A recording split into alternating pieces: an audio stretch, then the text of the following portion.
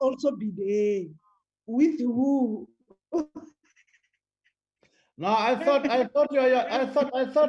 the governing party is not coming. It's not Honorable part. Rider. Honorable Rider. Yes, Chair. We are manje. I'm there. I'm here. I'm here. I'm swimming like a fish. I'm saying you can't say you and Muletane will be leaving on the same bus because I'm also attending. I have to leave. Yeah, unfortunately, I was outside at 8 o'clock this morning, hoping there was an 8 o'clock bus, and I was very lonely standing at the bus stop. So it would have been nice to have either you or Mr. Mulatsane with me then. But yeah, we'll have to be together at 11. My apologies. I was also early. The 8 o'clock bus didn't come. Hello, Chairperson. I'm sorry for cutting the conversation you are having with the Honorable. 2 minutes past 9 now. On the platform so far, we have 4 members. Honorable Okam has just joined us. A few minutes back, I spoke to Honorable Deva. He is going to join us. So I think since we're not going to take any decision at the start of the meeting, maybe this might be the right time for you to start the meeting and proceed from now, rather than, unless maybe the members and the chairperson decides that we must start the meeting, say 5 minutes late. But if the chairperson feels that this is the right time to start the meeting, you can take over and start the meeting, Chair.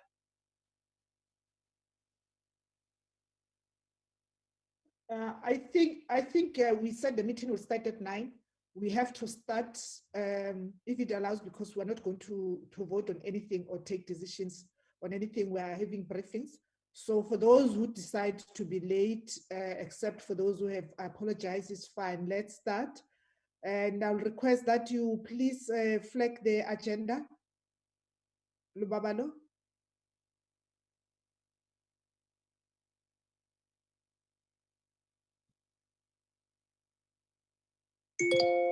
It's 9 hours. Okay. Honorable members, good morning. Long time not seeing you. Let me take this opportunity to welcome you back from the constituency period. You know, we were all in the constituency period, and a special welcome to our key stakeholders of this meeting, the SALGA, under the leadership of Honorable Stella Mondlane with her team. SALGA is invited in terms of Section 214 of the Constitution. I would also like to welcome all stakeholders who have joined us in this meeting that I might have not seen, but I'm aware that National Treasury, FFC, PBO, and COSATU are here.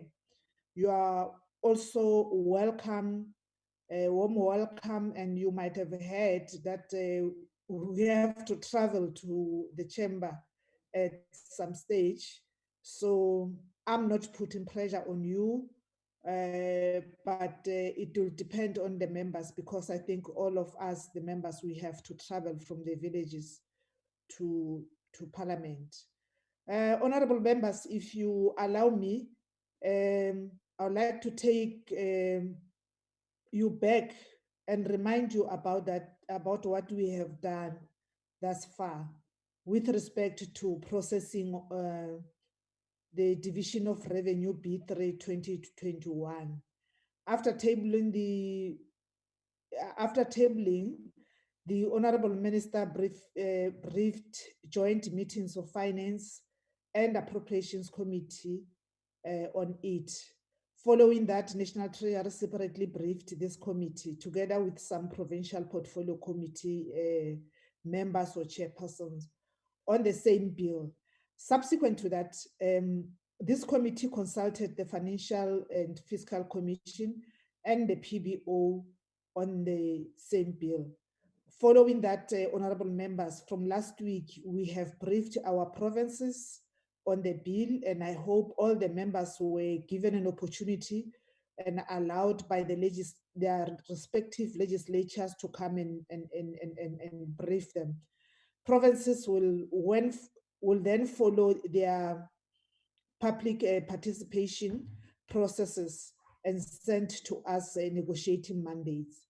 Back to this meeting, honorable members. Today we are consulting with SALGA and immediately thereafter conduct public hearings on the bill after deliberations with SALGA. Allow me now, Chairperson, to request the Secretariat to deal with item number 2, which is apologies.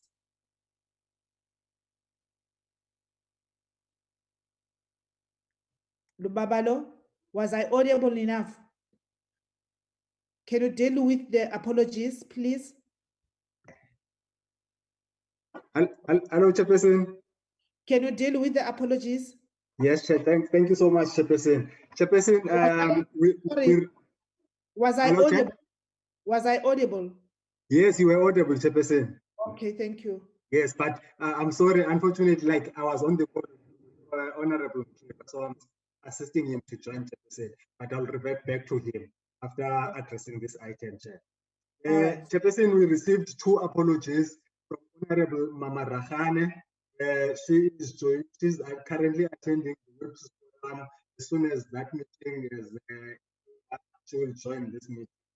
The second apology is from who indicated that he will but he will join the meeting, Chairperson.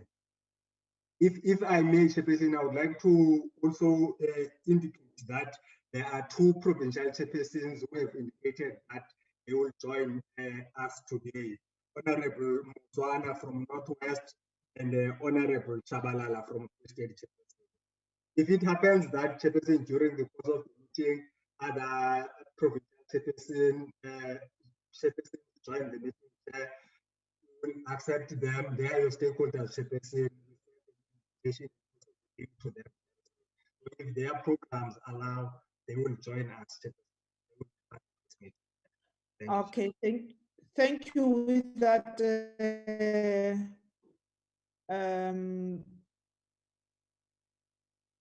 Lubabalo, is there anyone with any apologies? We know that apologies needs to be directed to the Secretariat, except that my humble request is that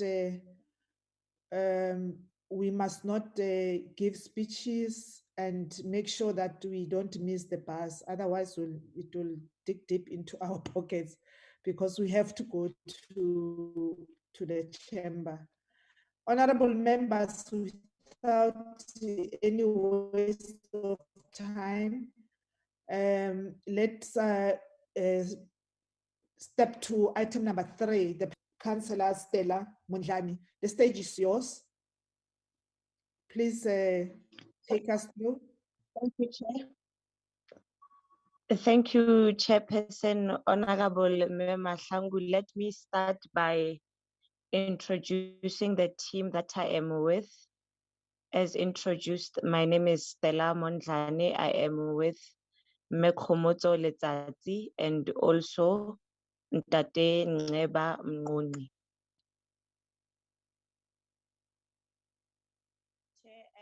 Allow me to first start by indicating that SALGA had its budget forum Lekgotla, which took place in December 2020 and was hosted by the Minister of Finance, who took cognizance of SALGA's long-standing view that local government's allocation from national raised the fact that revenue is inadequate as per the studies conducted by PARI, namely the review of the local government equitable share and the end of the road.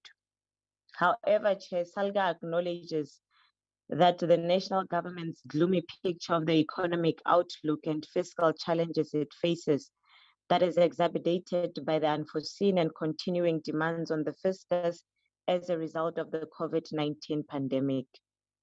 SALGA will work with national government on resolving the challenges faced by local government based on the activation of the resolutions taken by the Budget Forum Lekgotla in December 2020. In terms of local government fiscal framework, SALGA is concerned with the proposed decrease in equitable share of 6.5 billion from last year to this year and reducing it by 0.4% over the MTREF amid the ever-increasing number of poor households due to the effects of COVID-19. Furthermore, the reduction on the LGES does not serve our communities well in view of the prevailing economic climate, increased unemployment figures per Stats SA, and the negative impact of COVID-19 on municipal revenue collections. We note, Chair, the marginal increase of 7.3% in conditional grants. However, it will not ease off the pressure on local government to address the growing infrastructure backlogs caused by migrations to cities. In terms of revenue and expenditure management framework, own revenue by municipalities declined during COVID lockdown, and the extra 20 billion on COVID-19 relief did not match revenues collected in the previous year, according to a survey conducted by the Department of Planning, Monitoring and Evaluation. Municipalities collected 20% of the billed revenue in the period of April to June 2020, and the collection rate in the corresponding period in 2019 was 93%. The DPME survey reflected that in case of the 4 metro municipalities, their own revenue collected was around 4.3 billion less. The expenditure requirements of local government also shifted to cater for COVID-19 related needs to communities, which were in the main emergencies. Municipal expenditure on goods and services, especially water, increased due to extra demands from municipalities to cater for COVID-19 related preventative measures like sanitizing of public facilities. In terms of the study commissioned by SALGA and FFC titled The Cost of Basic Services, which reflects that the subsidy amounts from equitable shares are still significantly lower than the actual cost of providing these services to the poor. The subsidy is lower than the cost per household for the basic level of the service, especially in far-flung areas with challenging topography. Poor households.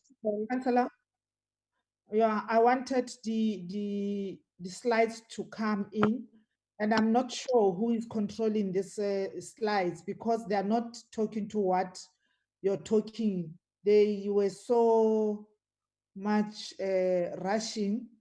They were in a very high speed. They were until they got to conclusion and then they came back. It's just disadvantaging you so that we can follow your presentation. Whoever is responsible, please assist. Lubabalo? Chairperson, I must apologize, Chairperson. The delay was from my side. I was on the phone when Councillor started the presentation, and by the time I came back to the meeting, then I was checking where she was, and I realized that I might be disturbed. I took out the slides and then tried to locate where she is, and then I uploaded them again, Chairperson. My apologies. So now we are on the same page. Yes, Chairperson. Okay, thank you. I'm sorry about that, Councillor. You can go on. Oh, okay, thanks, Chair. Would the host like me to switch on my video? Please, Councillor, yes. Okay, I just hope it does not affect my connection badly. Am I audible, Chair? Yes, we can hear you clearly. Thank you, Chair. In terms of the study commissioned by SALGA and FFC titled The Cost of Basic Services, which reflects that the subsidy amounts from equitable share are still significantly lower than the actual cost of providing these services to the poor. The subsidy is lower than the cost per household for the basic level of the service, especially in far-flung areas with challenging topography. Poor households tend to consume more than the basic level. Therefore, SALGA supports and will partake in a new work group to research the actual cost of rendering these services and ensure that there is a differentiated approach when allocating the basic services component to ES to municipalities. Under municipal financial viability and sustainable services, the debt owed to municipalities and by municipalities cannot be addressed without addressing the underlying systematic and structural issues. A holistic approach is required by government.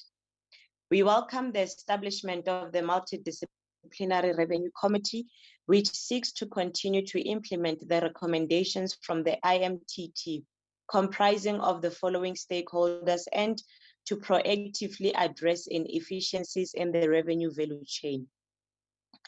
The overall objective of the MDRC is to address areas of shortcoming with the revenue value chain that primarily contribute to increased inefficiencies in the municipalities. Also to stop the increasing debts owed to ESCOM, municipalities, and water boards. To transform financially distressed municipalities into smart and financially sustainable municipalities, and to use technology as a critical enabler for change.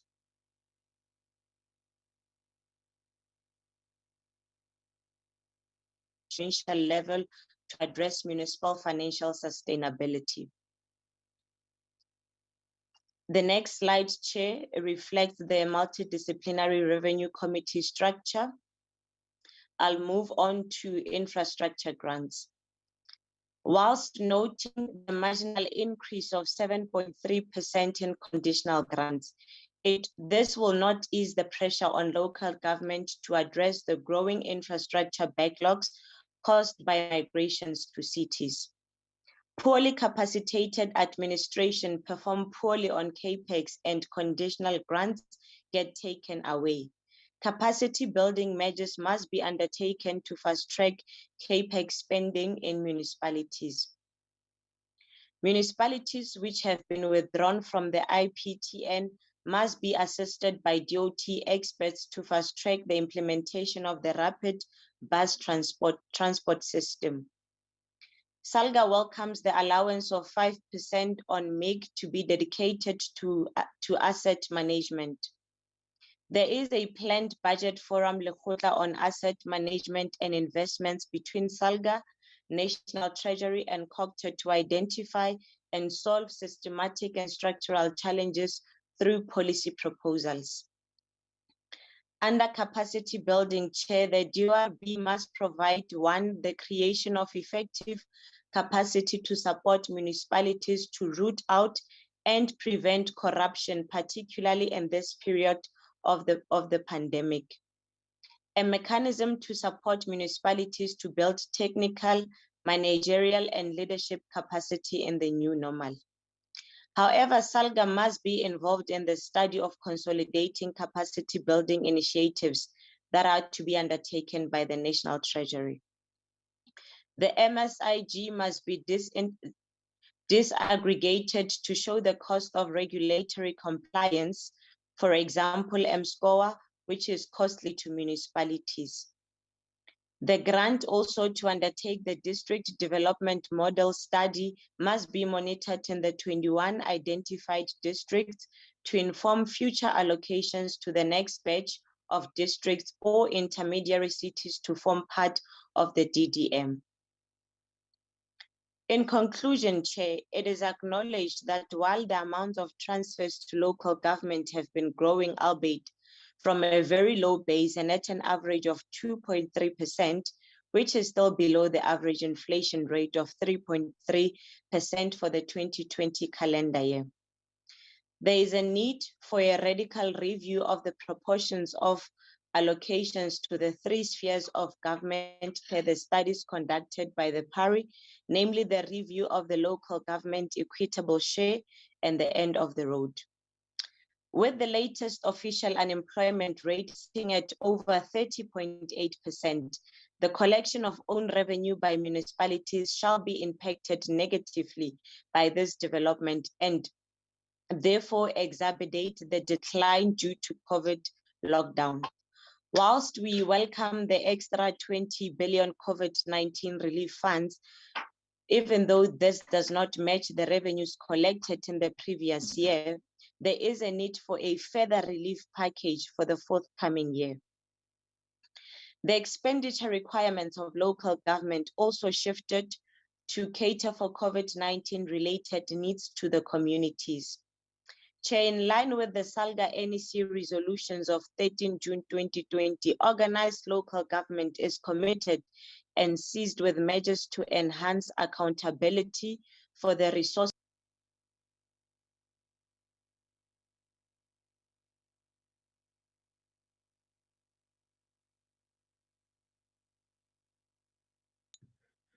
The councillor is muted. Lubabalo, can you assist? She's muted. We can't hear you. Somebody muted you. Okay, yeah. You can continue. Let's hear if you are audible. Councillor?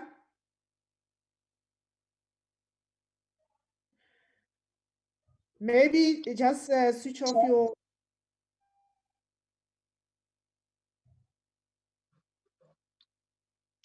Can you hear me now, Chair? Yeah, now I can hear you. No, thanks, Chair. I was on the concluding slide. I'm not sure at what point did I get lost, but I'll just go over the conclusion again.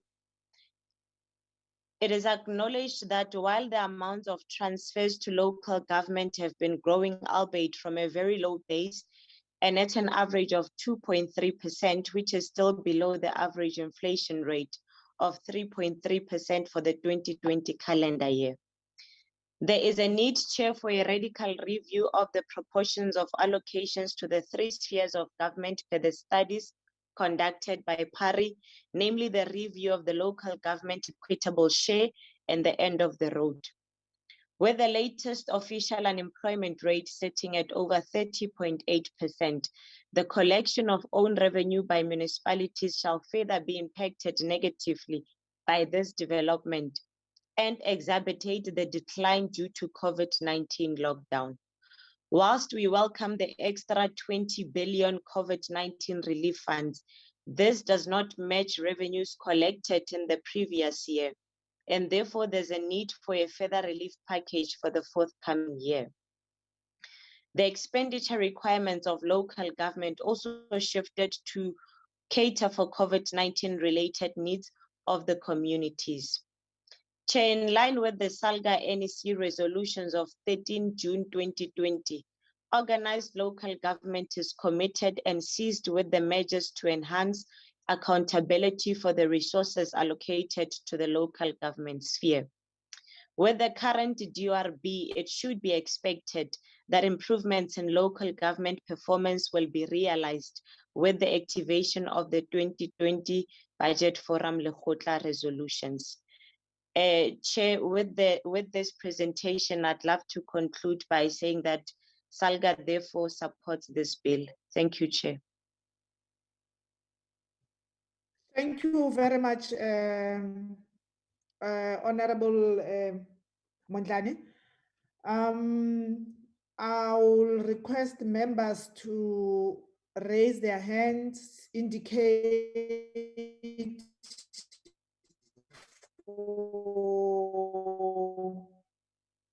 for them to be acknowledged, to be recognized, to engage, so that they can engage in the presentation from SALGA.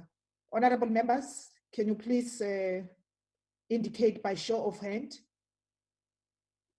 I hope members can hear me. I just saw a message from Honorable Ryder that the signal is not good at the park where they are. But for those who are there, welcome Honorable Whip, Honorable Jatu. Can members raise hands? I see Honorable Ryder. Who else? Who else wants to speak? Honorable Ryder, Honorable Njatu, do you want to speak? No, Chair, just my apology. I thank you very much for welcoming. I logged in late because I was in another meeting of the WIPARI. So I'm Okay, not fully covered with. Honorable Muletsani, who else? Any indication from Yolanda, Estelle, and Lubabalo? No one so far. No, Only Madam those two, only these two members, Chairperson, who that they would like to. Honorable Ryder and Honorable Muletsani. Yes, Chairperson. Okay. Honorable Ryder, shoot, please. Thank you very much, Chairperson. Councillor, thank you very much. Good morning, welcome, and thank you for your presentation, which I quite enjoyed. It's great to see young people representing at this level, so and doing it very well. So well done and thank you. Look, I just query one detail in your presentation that didn't line up for me. That was the collection rates that you indicated too in the and the effect that the lockdown had on collection rates. Now, you indicated that the current collection rate is 20% and it's down from 93%.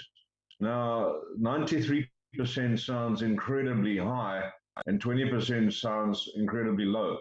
So I'd just like you to confirm those two figures, please, because it's not my experience that that's correct. And then, yeah, just a question that I'd like to know, because it's something that we've been pushing from our side quite hard as the select committee. The budget lekgotla that took place last year, what was the SALGA level of involvement? Did you feel that you were listened to? Did you feel that your concerns were raised? Did Treasury give you adequate space and room to air your views? And did they give you good enough responses to make you happy?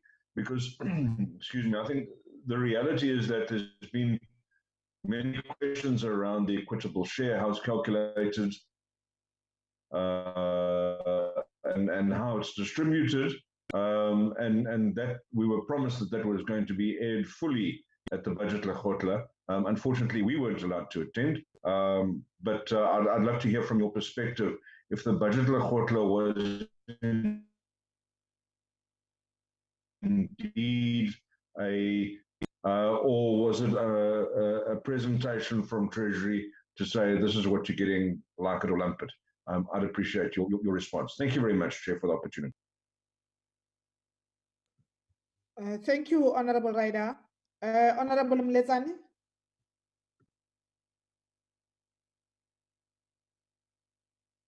Ntate Muletsani.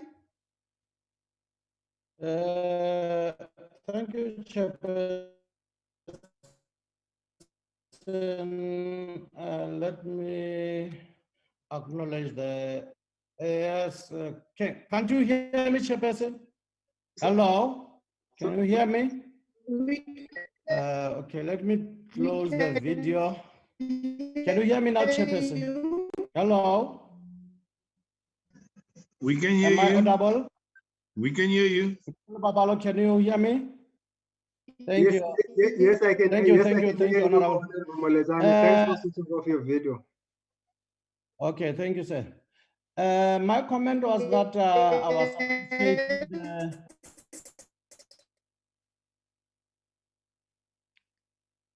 okay, let me continue. Like my chair is finished. I was acknowledging the presentation of the presenter.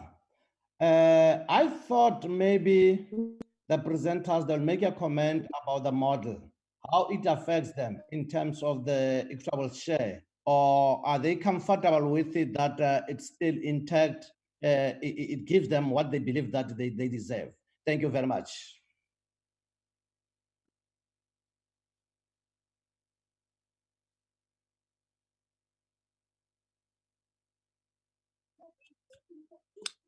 Chairperson, are Thank you you very there? much, Honorable Muletsani. I'm here. Okay, You thank you, can, Chair. you can speak, Honorable. Yeah, You can no, I also wanted to appreciate the presentation by the Honorable Councillor. And I must say that I am also quite inspired by the deployment of young councillors and their capacity to be able to deal with matters, and they are in the front line, especially in the cold face of service delivery. Now, one other thing that I wanted to raise, Chair, is that there is a suggested narrative that, Honorable Councillor, that this year, even though it's happening in the middle of a storm created by this outbreak of the coronavirus, that this year's budget has ensured that there is an incredible increase of allocation, which is favoring the rural communities, particularly municipalities that are located in rural provinces. And but I didn't hear you foregrounding that in your presentation. I'm not sure whether it has an impact or it doesn't, that you have not cited it. So I just wanted you to talk to that, because in one of your slides, you're talking about the issue of migration of people from rural communities to the cities. And we are trying to ensure that we balance development insofar as infrastructure is concerned in our communities. So given the slight increase in favor of the rural provinces, I would have thought that you would raise that point as a point of contentment, because it's what we've been calling for many years. And it could help us to ensure that those resources which are extra could be used for infrastructural investment, particularly in the rural landscape. You see, once we have infrastructure in the rural landscape, Chair, it makes it so easy to attract investments, even from the private sector. One thing which is making development not to occur at a rate that we wish for it to occur, it's because of the infrastructure, starting with the road infrastructure, and then followed up with other basic bulk infrastructure, as it were. So I would love to hear from the Honorable Councillor on the take of SALGA on that injection, which this year has prioritized rural municipalities or rural-based municipalities. Thank you, Chair.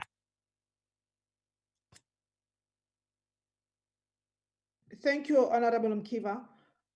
If there's no one else, before I allow SALGA to make a presentation, I think it will be in order for me to also join the members of the committee, because I think this is a collective view that we have as the committee, that we are impressed about the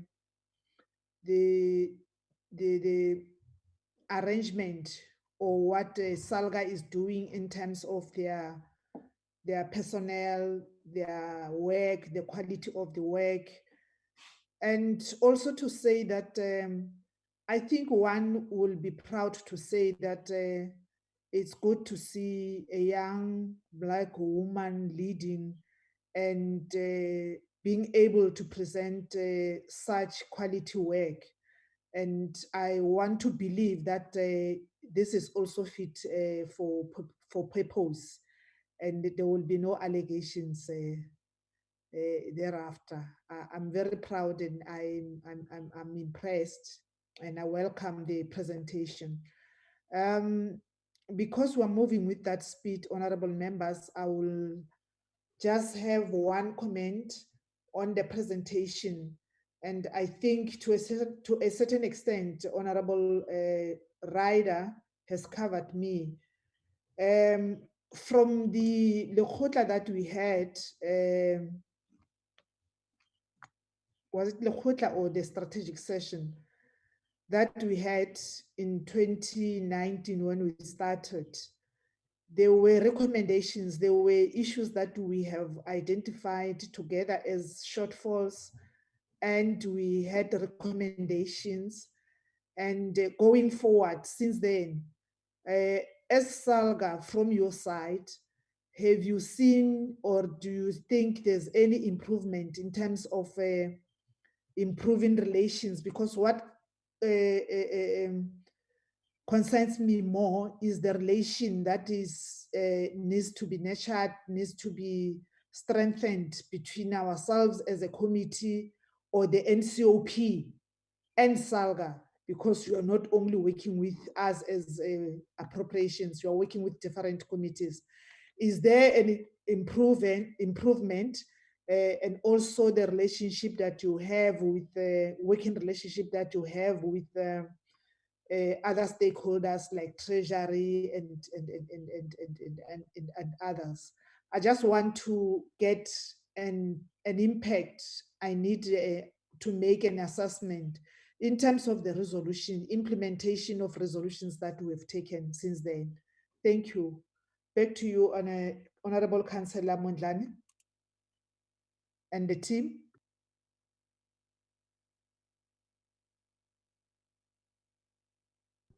Chair, thank you very much. I will go first, try to respond to the issues that have been raised, and I will ask the team to assist in areas that I would not have covered.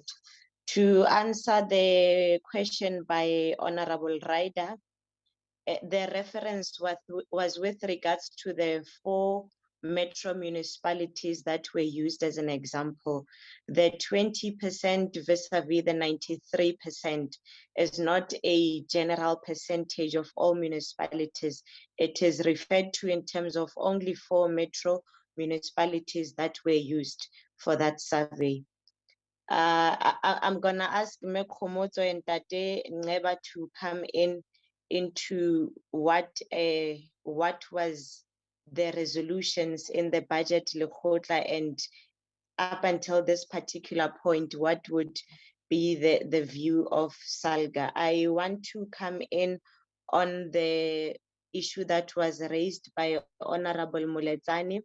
There is a slide, Honorable Moletsane, that speaks to the equitable share, that says that SALGA is concerned with the proposed decrease in equitable share of 6.5 billion from last year to this year, and reducing by 0.4% over the MTREF amid increasing number of poor households. So if you can just try to go to the, I think it's the 4th slide.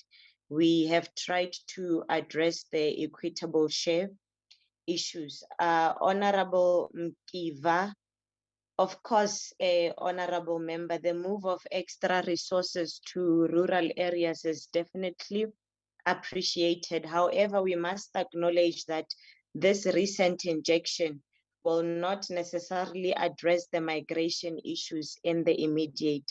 Sustainability of these injections will certainly have a huge positive difference. And the long run, surely it will have a positive impact. Chair, let me allow Mekomoto and Ntate Ngeba to come in and assist in a space where I have not covered the questions that were raised. Mekomoto. Okay. Good morning, Chairperson and honorable members. I'm going to try to switch on my video, but my connection is actually not good. If it affects whether I'm audible or not, allow me to switch it off, Chair. In terms of the question, and I think the question around the budget Lekgotla and the resolutions of 2019, basically somewhat. Sorry, Melissa, you can switch off if you think it's going to affect your audio. Yeah. Okay. Thank you very much, Chair. I'll try to speak louder. I've got a bit of flu as well. But in terms of the outcomes and the role of SALGA around the budget Lekgotla, actually, SALGA played an active role in terms of planning and as well as preparing some of the papers that were basically discussed at the budget Lekgotla. And it was basically a collective between SALGA, COGTA, and National Treasury. And I think that speaks to the resolutions, Chair, that you're referring to as well, of 2019 around the relationship, I think both at a technical level as well. It has improved a great deal. And I guess over the past year or so, we've been participating very actively in terms of various committees, basically in Parliament, which is basically highly appreciated. And maybe just going back to the budget Lekgotla, is that the first phase of the budget Lekgotla that was held in December, we focused on 3 work streams, which was basically the revenue work stream, and the challenges have been articulated in that particular regard, as well as the expenditure work stream and the powers and function. And basically work stream leaders have basically been identified, and in the main, the issue around the equitable share, that a technical task team has basically been put together to basically come up with implementable propositions around the local government equitable share for the reasons that have basically been articulated, Chair, basically over the years. So that would be my response in terms of those 2 questions that Councillor Mondlane did not cover. Thank you, Chair.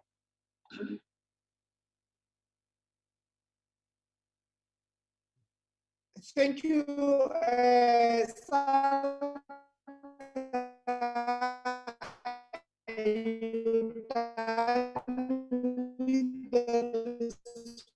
responses.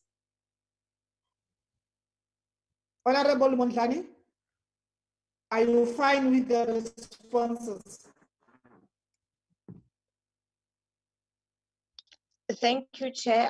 I'm okay unless there's a follow-up, because I can see from the list of participants, there are hands that are raised, but for now, I'm okay. Thank you, Chair.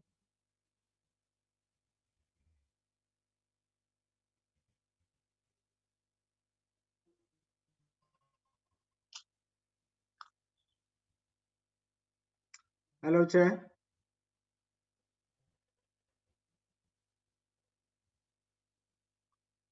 Hello, Chairperson.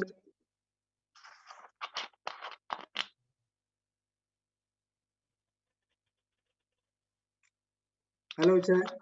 Okay. Good morning. Can Chairperson? Are you there, Chairperson?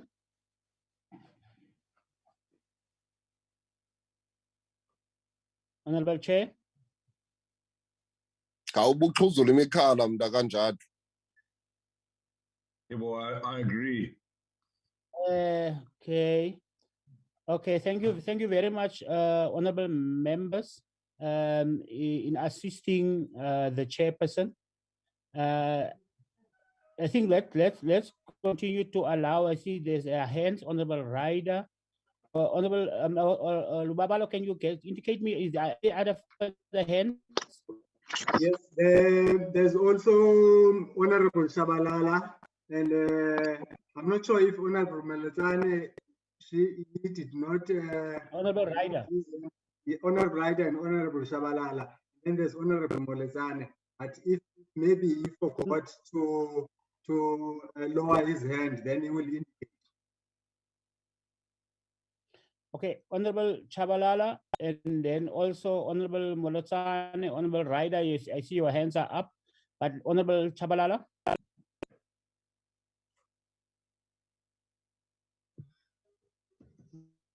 Very much, Honorable Chair. Once more, I think I did send an apology that we were having our own multi-party whips, which I'm chairing in the province, and we managed to deal with the issues. That is why I've just connected now. My apology for that, Chair. But Chair, I did went through the presentation of SALGA, although I was not in when the presentation was made. But I also want to say and commend the good work that I think SALGA has put on the presentation. But my only worry, Chairperson, is on the matter of the concern of the degrees in the equitable share, which I want to make a proposal, Chair, that this matter need to be treated in a very serious way, where we need to formulate a committee that will definitely deal with how this equitable share should be in a way that it then deals with the problem on the ground, especially in the local municipality. Chair, what is happening now in our own areas, specifically where I'm staying? I just want to cite an example, not specifically talking for my own town, but I'm saying if you go to a very rural deep area in a place called Teseng, you'll realize that during those times when the infrastructure was made, it was only made for a particular little number of the villagers there. But now that the area is growing on a daily basis, we then have a serious backlog on the infrastructure. So I'm saying the infrastructure part of our problems needs to be taken very seriously, Chair, so that as and when the National Treasury deals with the allocation, they take these matters into cognizance, because so many recommendations have been made in various years. And I want to tell you, Chair, today that we are not actually dealing with that specific problem of this aging infrastructure, which is a crisis, Chairperson. And that is why would end up owing water, would end up having a problem, including how ESCOM will then be able to assist. Because if ESCOM has to come in and help municipalities, Chairperson, it's a problem because the infrastructure is no more there. So I'm just appealing to the select committee of NCOP that can they at least seriously take this matter, because it's a concern for us, obviously, in our own jurisdiction. Thank you very much, Chair. That is just an input I just wanted to make. Thank you. I'm sorry about that disconnection. Honorable Njatu, you know, if I'm disconnected, yes, Chair. Okay. Over to you, Chair. Okay, thank Honorable you. Chabalala just spoke now. Okay. Do we have any other hand from the provinces, maybe? Please, Chair. Yes, Honorable Member. Okay, Chair, thank you very much. I'll leave my video off because I'm getting messages that my connection is unstable. Chair, the response on the collection rate is quite an important one. And thank you to the Councillor for clarifying that it was only the metros that she was highlighting. Chair, now the response we so often get from Treasury is that one of the reasons why local government only gets a 9% allocation of the fiscus is because they have their own mechanisms to collect revenue and to generate revenue. And that's all good and well. I think that the problem that's been highlighted by the massive decline in revenue collection or in payment rates from 93 down to 20%, that's problematic. That's severe. And I know that the collection rates in the metros are substantially higher than the collection rates in some more rural municipalities and outlying municipalities. So, Chairperson, I'm actually going to ask, perhaps if I can put a proposal forward, that we get some sort of information. Perhaps the PBO is best placed to check for us. Either the PBO or SALGA. I think PBO would probably be better placed. But to have a look at revenue collection across municipalities and see, you know, it's one thing to bill a user or a resident. It's an entirely different thing to actually receive the money from that resident. So I really think that this issue from Treasury about the ability for local municipalities to generate their own revenue needs to be interrogated quite carefully, because otherwise we're going to continue to see local municipalities failing. And, you know, if we continue to do things the way that we've always done, we will continue to get the results that we've always achieved. So if I can ask just for some sort of research and indication, you know, what are the collection rates in municipalities? How has COVID affected that? And are municipalities actually doing their utmost to ensure that they get that they're able to collect optimally? Are municipalities empowered to do what they need to be doing? Do they have the capacity and so on? Is, you know, and where does that fit in terms of the district development model? So a whole research, I think, on revenue collection, revenue streams that municipalities should be collecting, or are empowered to collect, and whether they're actually doing so or not. I think that's going to inform us tremendously going forward, Chair. And so my request, my humble request, is that we as a committee ask PBO to help us with that.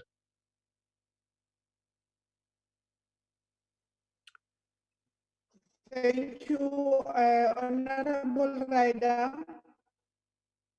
Honorable members, are you fine with the discussion so far? Or should I? Can I have just one bite? Yes, Chair, Honorable Mkiva. Yeah, no, I just Okay. wanted to to hear from the SALGA Yes. delegation. Yes, I wanted to check just on an issue of the funds following function. There is a glaring tendency, I'll call it tendency in the absence of the best word, that when it comes to budgets that are allocated for the creative industry, that is the arts and culture fraternity, including the sport and recreation in the municipalities, that those funds, in the majority of cases, they get diverted and are used for something else. So I would love to make an appeal to the leadership of SALGA to speak to the municipalities about this matter, because it is a travesty of justice, because the arts, culture, creative and sport fraternity is very key for the livelihood of the rural communities in particular. As you know, that also if you speak about infrastructure, playing grounds and the fields and so on, they are not up to standard. And therefore, I just want to make an appeal to say that if they can make sure that the little that is budgeted for that sector, it must definitely go there, because it is so minimal that you can't afford to reroute it to another direction. And lastly, we have got 882 traditional councils, which should have a symbiotic relationship with the local municipalities.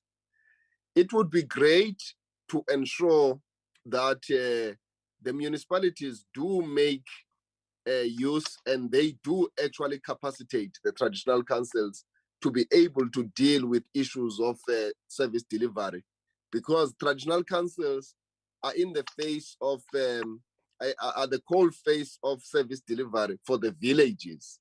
So it is important to empower them, because they are amongst the people right there in the villages, in order for them to assist the municipalities to achieve its own targets and objectives. So I just want to make that appeal on those two areas on the part of SALGA, to really provide leadership insofar as that those areas are concerned. Thank you very much, Chairperson. Thank you, Honorable Mkiva.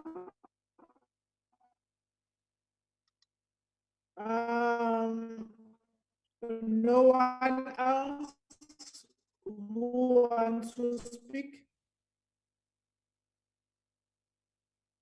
Okay, SALGA, can you please respond to what has been raised and close the discussion on the item? No, thank you, Chair. I hope I'm audible. I realize you are having a connection problem. Chair, I welcome the inputs made by the honorable members. Honorable Can you hear me, Chair? Mondlane? I can hear you, Chair. Can you hear me?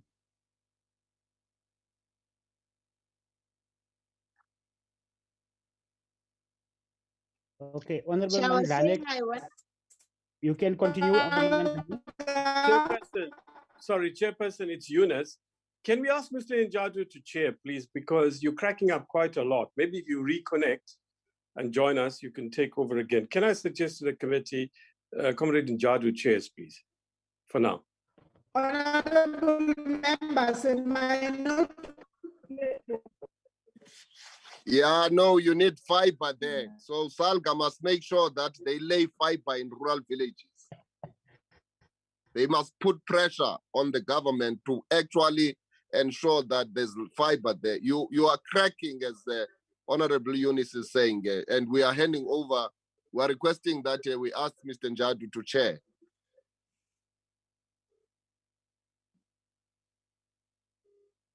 Okay, thank you very much. Once more, members. Honorable Yes, Batango. I can hear you. Yes, Honorable Chair, Honorable Mandlane is on the floor. Can we then Honorable Mandlane to continue? I can hear you. Okay, Chair. Okay. No, thanks. Thank you, Chair of the session. I hope I I'm can audible. hear you, Madam. Yes, thank you, Chair. I was saying I welcome the inputs made by. Can you continue, Honorable Mondlane? Yes, Yes, Chair. Chairperson, Honorable Mandlane is continuing. Honorable Mandlane is on the floor. She's continuing. The Can you inputs continue, made by Mandlane? Honorable Ryder and Honorable Chabalala are welcomed, and yes, sir. Thank you for that. SALGA appreciates the proposals that you have made in assisting our problems. I just want to expand a little on what Honorable Ryder has raised, to say that we must have a general indication of all other municipalities of how are they doing in terms of revenue collection and whether there is actually capacity to do that. And I want to highlight one issue that I always highlight when given an opportunity, to say there are some issues that make it difficult for municipalities to collect. For example, we use ESCOM in municipalities to ensure that we collect from households that are not paying the municipality for water services. When you come and buy electricity from the municipality, we'll then take 70% of that and give you 30%. And the 70% goes towards paying the water services. Now, in a municipality where you are having 50% of the consumers being serviced by ESCOM directly, and only 50% of households are serviced by the municipality, that on its own is a hindering factor, because then you can only use those restrictive measures on the households that are buying from the municipality directly. So these are some of the issues that hinder the mechanisms that are put in place to maximize revenue collection. But the request to FPOB submit the general indication of how other municipalities are doing is welcomed. In terms of what Honorable Mkiva has submitted to the House, I am in 100% agreement, Chair. But what becomes a limitation is the fact that arts and culture and sports and have been taken away from the municipality. They are not a core competency or a function of the municipality. It resides with the province. So one of the limitations is the fact that you don't have that directorate in the municipality, it's in the province, and that there's then a gap between the municipality and the province in terms of ensuring that we actually service this sector adequately. So SALGA will have a reflection on this and see how can municipalities best bridge the gap and ensure that it brings provinces closer, because it's a core function of the province. Thank you very much, Chair.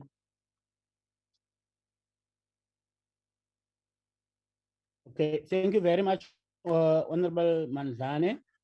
Are there any further responses from SALGA? Are you done, Honorable Dane, all SALGA? Okay, thank you very much. Let's then check on the members.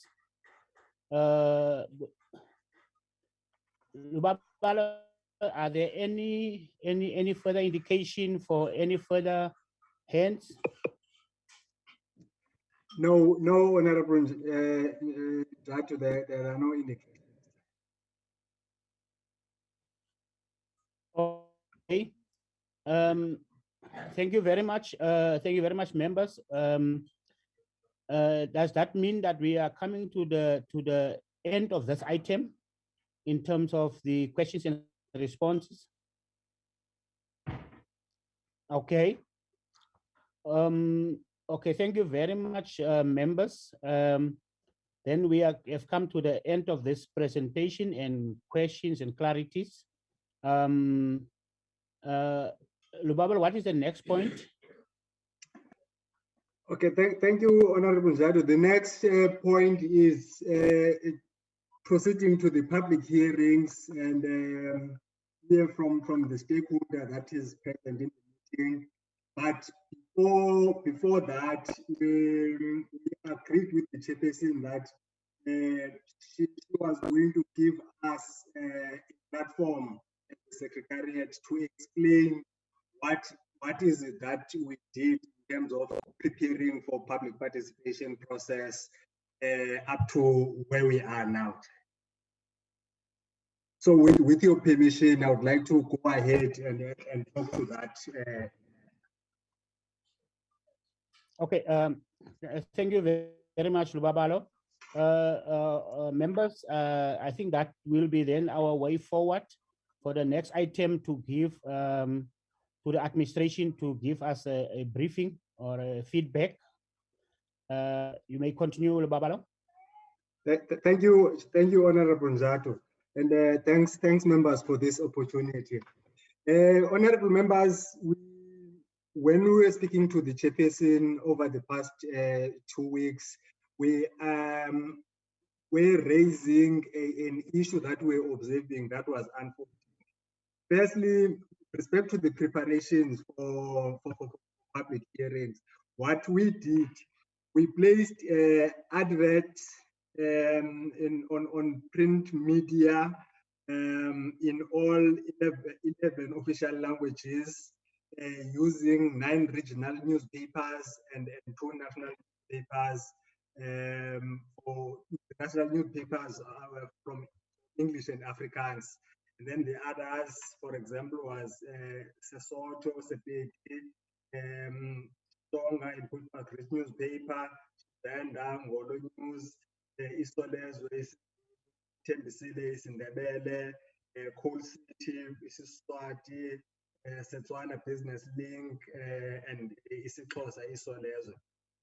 However, because of the experience that we have, we further send an email to the normal stakeholders that normally make submissions, advising them about the adverts which were placed on the media, just to say to them, colleagues, advert has been placed on the media for the submission of review. So if you have time, could you please consider making submissions. We also attached the actual division of revenue bill and the advert so that they can see the closing date.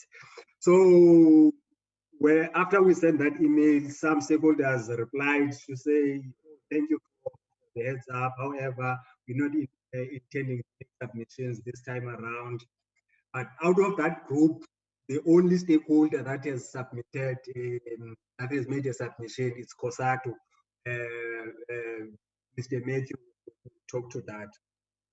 So we thought we must explain that, because members might ask themselves, why only one stakeholder? What is happening now? Did the institution publicize and all this stuff? So it's against that background that I thought it's important to indicate that we tried to make sure that we comply with Section 72 of the Constitution by inviting public. However, only one stakeholder has positively responded to that request. Thank you, Honorable Committee. Thank you very much, Lubabalo, for the explanation. Members, I think the item on the public hearings, as we know, that's a very important aspect that we had to do public participation.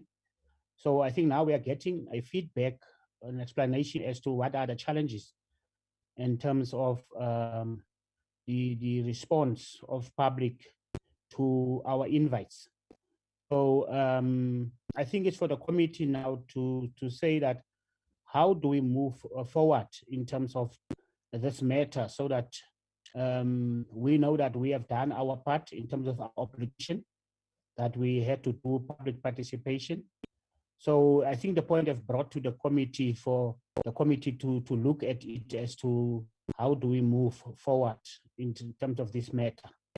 I see one hand, Honorable Ryder. Luabala, do you have any other hands from the members? I have one hand of. Let me check. No, it's Honorable Ryder. Okay, Honorable Karim has also raised his hand. Okay. Right. Let's go then with the two hands for now to have Honorable Ryder and then Honorable Yunus, Honorable Karim. Can we go with the two names for now? Honorable Ryder. Thank you very much, Chairperson. Chair, look, I mean, well done to the administration.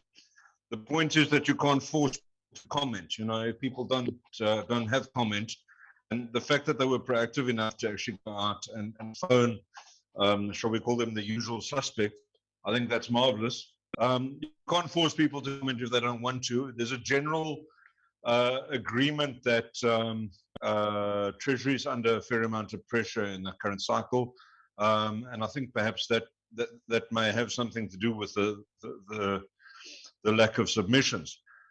Having said that, I think that perhaps we need to look going forward at the mechanisms that we are using to encourage public participation. Yeah, there was a recent article written by one of the NGOs in the Western Cape indicating that the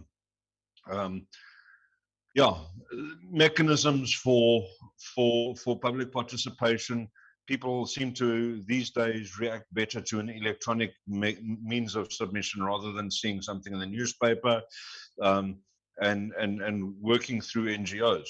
The fact is that you know some of the usual suspects are NGOs and they generally get responses together. I don't see a problem with us continuing today. I think one submission is satisfactory for us to go ahead. There have been some comments about the budget that have gone around the media and the commentariat, shall we say. But let's hear what COSATU says, and then perhaps just an acknowledgement of COSATU for always putting in the hours. And I mean, you know, you guys know certainly I don't always agree with Mr. Parks and his views. But I think I acknowledge the fact that they put in the hours and the work, and they do their bit as you know as a social organization. Perhaps I should have said socialist organization. No, but acknowledgement to COSATU, and let's proceed. Thank you, Chair. Thank you, Honorable Ryder. Honorable Karim. Yeah, Chairperson, you might well have noticed that in recent months, maybe for more than a year, I don't know what's been going on out there, but maybe you can guide us. There seems to be a love relationship emerging between the Democratic Alliance, the party of big capital, and COSATU, and particularly these two individuals concerned, whose names shall not be mentioned. I mean, COSATU gets more praises these days from the DA than the ANC does, it seems. So it's something we need to investigate, Jefferson, in our capacity. I'm sorry, my LTE is being sorted out tomorrow. People are coming in to sort it out tomorrow morning. But I'm being very troubled by it. So it cuts off, and I've been in other meetings also this morning where it cut off. So basically, I'm briefly to say, not now maybe, but at some other time when the chair is fully functional as well. I think Lubabalo needs to explain from his point of view and Estelle's point of view and staff's point of view why this is happening. I mean, whatever else, it is deeply disappointing that we only have this one submission. Secondly, I think it's a reflection on us, not the staff. As Parliament, as the NCOP, as our committee may be, we need to ask why this is happening. It's not a good thing, Chairperson. And also, you know, somebody mentioned, I think it's Dennis, right, was it? That, you know, people are using social media. I hope we're using WhatsApps and all that. And what we have Instagrams and Facebooks. I mean, those are the things people like Lubabalo and Estelle know more than I do, certainly. So, you know, we must do all of that, and we mustn't just fold our arms and say, well, we met the... Actually, Frank's here, he confirmed that even if nobody made a submission, we will pass the test. We have advertised fully, and we have organized hearings, and we can't be held responsible that people decided not to have it, but we can be held responsible. It's not a good indication. These are budget issues, Chairperson. I mean, what's more important than the budget in Parliament? How much more important can the budget be than in COVID times? So maybe there are things about their feeling that they're not taken seriously by Parliament, not just our committee, but Parliament as a whole. Maybe they think government's a waste of time. It doesn't take them seriously. Maybe they feel we are too supine. We are too weak. We don't tackle the executive effectively. There are all those issues that arise. It's not a good situation, Chairperson. We shouldn't have a technical approach that, well, we've done everything and, you know, this is how it's panned out. We can't be held responsible. No, we can, Chairperson, we can. And we are responsible if the public doesn't participate. Without public participation, what is this Parliament, Chairperson?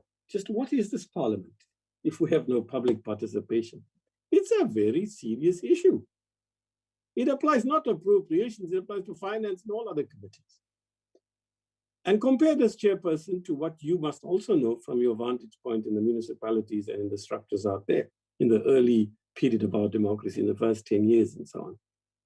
So it's a big leap. Obviously, things will fade. People will lose their enthusiasm over time. That may be a natural part. But to be where we are, no, Chairperson, not acceptable. I don't think we need to discuss it now. Let's focus on the issues at hand. But can we note these issues and at some stage ask the Chairperson to facilitate some discussion amongst ourselves on this with the staff. Thank you very much. Thank you very much, Honorable Yunus. Any further comments from the committee on this matter? We have only one, it's only Kwasatu who's here. So any further comments from the committees before we move on? Honorable Ryder, I see your hand is up. Honorable Ryder? Was there an old hand? Yeah, okay, Chairperson. I think it's an old hand. Oh, okay. I think it's an old All right, thank you. hand. Thank you. Allow Kosatu to. It is okay, and I'm struggling to unmute. Thank you. Okay. All right. Then thank you very much. Can we invite Kosatu? Okay, good morning. Yeah, good morning, honorable members, and yeah, thanks to Lubabalo for sharing. Yes, no, thanks, honorable members, for giving Kosatu, you know, as always, some space to raise our concerns, our views, and our proposals. I think also just, if I could be slightly out of order, Chairperson, just make a small comment on the discussion you just had right now, because we will share that concern as Kosatu Chair that we have seen over the last decade a decline in public participation, especially on the budget processes. I think some of the issues might be, Chair, that most attention goes towards the fiscal framework, and then people tend to forget about the division of revenue bill or the appropriations bill, which often where the more meaty substance are, you know, around education or municipalities.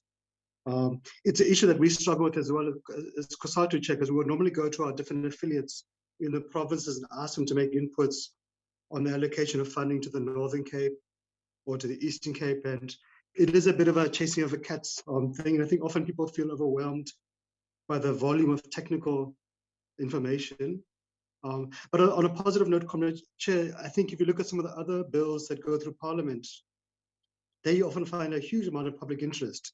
So there's a Portfolio Committee on Labour dealing with the compensation of injury on duty bills, employment equity bills, and there you find on all ideological tendencies, significant participation.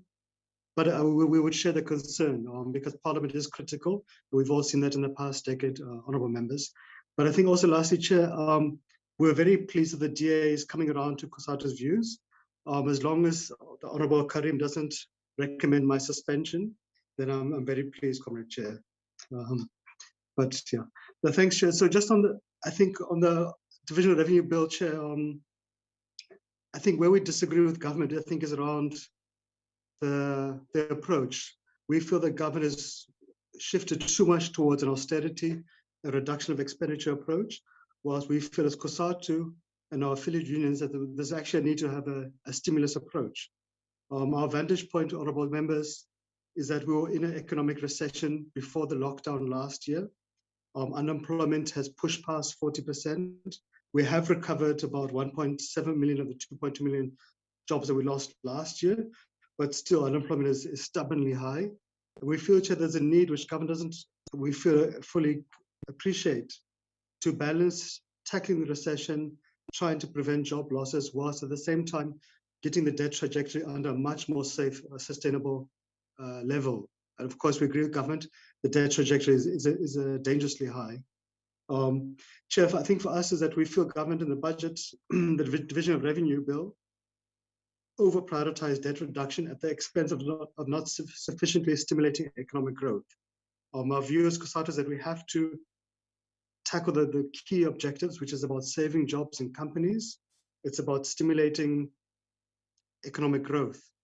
And Chair, I think we also had hoped to see much more of the input from government in the bill around fixing the state leakages, around tackling corruption and wasteful expenditure, and of course about a realistic roadmap for the state-owned enterprises, more of an effort around capacitating SARS, and to balance that with a sustainable approach to debt reduction. Next slide. Chair, I think for us is that we have to tackle the fundamental underlying causes of the fiscal crisis. And we agree we are in a very, very serious fiscal crisis. And if we continue on this route, it'll take us to the IMF in a year or 2 years' time. And we know what the consequences will be there. And of course, workers will be the first to pay the price with retrenchments, with wage cuts, etc. But Chair, for us, it's 4 causes. And we've raised it before, so we are a bit of a broken record player, but they remain the fundamental challenges. It's about that we lose up to 10% of our budget across all levels of government and entities to corruption, to wasteful expenditure. I know Treasury disputes are that high. Whatever the figure is, it's far too high and it's growing. We have all seen the impact of state capture on SARS, where billions have been lost to customs and tax evasion.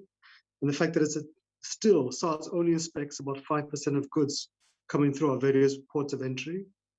We have to continuously bail out the SOEs at billions of rands. And of course, Comrade Chair, you're not going to address the fiscal crisis if you have a stagnant economy, companies closing, workers being retrenched, and thus they're not able to pay our taxes. So Chair, we feel the bill is silent on these key causes. We feel that the sole overwhelming thrust of the bill is a fixation on the wage bill, that in essence, we're going to outsource the bill for corruption to nurses and teachers and to workers. But we do agree with government about the need to find a debt trajectory management level that is sustainable, not a reckless one. Next slide. So Chair, we know that honourable members would correctly ask us, so COSATU, what is your proposals, besides just raising complaints and pointing the obvious? Chair, on issue of corruption, we think that government is, by our members, workers across the country, and I think public at large, it seems to be far too soft on the issue of corruption. We have seen some positive news in the past week and the past few months, but we need to be much more bold. But at a systemic level, we think, Chair, that the existing ban on public servants and executive office bearers from doing business with the state should be extended to other politically exposed persons, so the spouses and children of politicians who hold office, ministers, MECs, mayors, etc., but also to include the national and provincial leadership of political parties which hold executive authority in national, provincial, municipal government. We either need to establish anti-corruption courts or we need to seriously capacitate our commercial crimes courts. The fact we have very few corruption cases before courts is alarming. I think under the Auditing Amendment Act, Chair, which you all supported this passage, which allows government to hold politicians and managers financially liable for corruption or wasteful expenditure, we're only aware of one person being held or feeling the pinch of that new act. So again, government must use the tools at its disposal.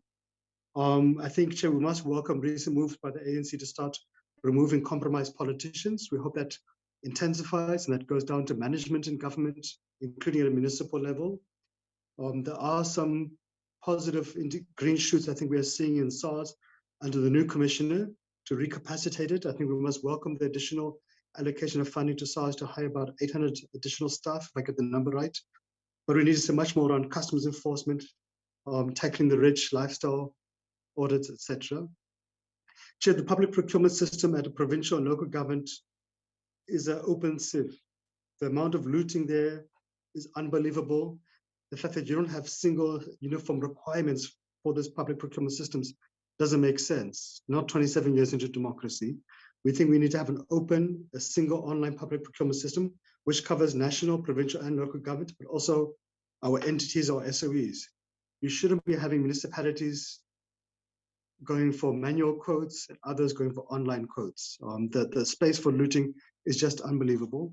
But Chair, we think there is a need for certain items, large-scale items, so like textbooks, medical supplies, vehicles, which can be procured nationally at a central level at Treasury or Department of Health or at the government garage, as opposed to letting it be done by municipalities and provinces, because that's where you really see significant abuses, etc. Next slide. Chair, around the municipal and the public service wage bill, look, we feel that government and in effect, Parliament, when the budget is adopted, they in effect are collapsing collective bargaining. We put in place a budget which says there will be a 4-year wage freeze in the public service. So what then space is there left for collective bargaining between government as the employer and unions at the Public Service Bargaining Council? Because they're discussing a fait accompli. We're also quite alarmed, Chair, by Treasury's repeated attempts to collapse collective bargaining at a municipal level by repeatedly trying to force SALGA to renege its municipal collective agreements and to impose a wage freeze there. Chair, we think the wage bill is stable at 35% of the budget since 2009. If we look at the headcount, it's actually been plummeting. In 1994, just before Honorable Karim became a member of parliament, we had a million public servants for 34 million South Africans. Today, Comrade Chair, we have 1.2 million public servants, 60 million South Africans. So you can see the decline, and it's having an impact upon quality service delivery. If you look at Home Affairs, there are endless empty counters. If you look at schools, the teacher-learner ratio is increasing. If you look at hospitals, nurses are having to fill 2 or 3 positions at the same time. So this is having a huge impact. We were quite alarmed, Chair, to see that in the police allocation, okay, this appropriation bill matter, but just to highlight the point, there's actually a projection for a decrease in the police service headcount. Chair, we're worried that when you impose a 4-year wage freeze, you're going to see skilled public servants like nurses and doctors moving overseas. You're going to see teachers moving to the private sector because you get paid better there and there's less stress, etc. And that's going to further decapacitate the state's ability to deliver quality public services. Chair, we also think it's not correct to compare the public sector and the private sector. In the private sector, you have farm workers, you have ShopRite cashiers, you have gardeners who get paid a very minimal amount, minimum wage often. You can't compare that to the public sector, which is talking about 20,000 doctors, 100,000 nurses, 350,000 teachers, etc. And again, Chair, we should look at what's in the public service bargaining unit, which is at the middle and the lower structures of the public service, as compared to the management, and look at the wage gap. Chair, at the same time, it's quite concerning that the bill does provide for increased allocation to councillors, which doesn't speak to what government is talking about. Next slide. Chair, I think our proposal on the wage bill is that government should commit to respecting collective bargaining. It should engage with the collective bargaining units at the PSWC and SALGA in good faith. Let's see how can we find a win-win solution. From our side as Labour, we would want to see an attempt to honor the 2020 wage agreement, and let's fast track the next wage agreements. We should have a single collective bargaining agreement for the entire state, not just the 800,000 public servants, but all 1.2 million employees of government as a collective. We do think, Chair, the government needs to buy some political goodwill from workers, and they should look at reducing what ministers, MECs, mayors, premiers, management at public service at the entities get paid. They should be reduced by at least 30%. It's difficult to tell a nurse who earns 186,000 Rand a year that she is the cause of the fiscal crisis. And she sees a Minister of Finance making 2.4 million. She sees 800 managers at ESCOM making above 2 million Rand a year. Chair, we think that we need to see further tightening. When members of parliament leave parliament, we should not be giving them severance packages or giving them free flights for life. That should come to an end. Those perks don't happen in the private sector. When a worker at a factory is retrenched, he's lucky to get his 1 week severance pay per annum served. Chair, equally, we should see the ministerial handbook being scrapped, business class, overseas tickets being scrapped, travel allowances being done away with. We would want to see a reduction in the management posts and packages across the states. And equally, Chair, we have salary caps of what management can earn in the public service, but that needs to be extended to the SOEs and to the entities, where you really see a ballooning of the wage bill.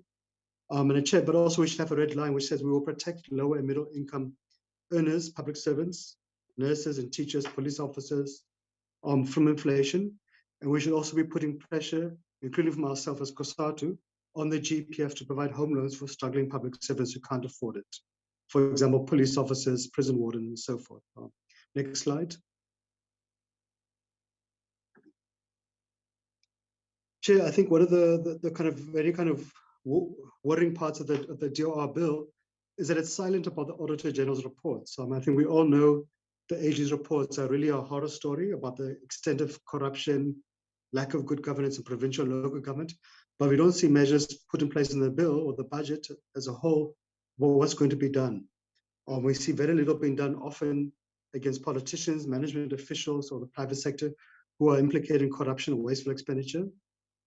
So what is going to be different in the next budget if we don't address this issue of corruption and wasteful expenditure, et cetera, Chair? And I think those are the part of the issues which make the public lose confidence in government and the budget processes, because they ask, so what is different from last year and the year before? Are we not simply going to repeat these patterns year after year? Next slide. Chair, and look, I think as COSATU, we must appreciate the need to significantly shift budget allocations across government. We appreciate the need to hold each department to account about, does it really need all of the funding that has been given to it? Are some things luxury items, can they be done away with, etc.? But we are worried about a blanket approach which simply imposes the cut across every single department, irrespective of the consequence to that department or that entity and the impact upon public service delivery.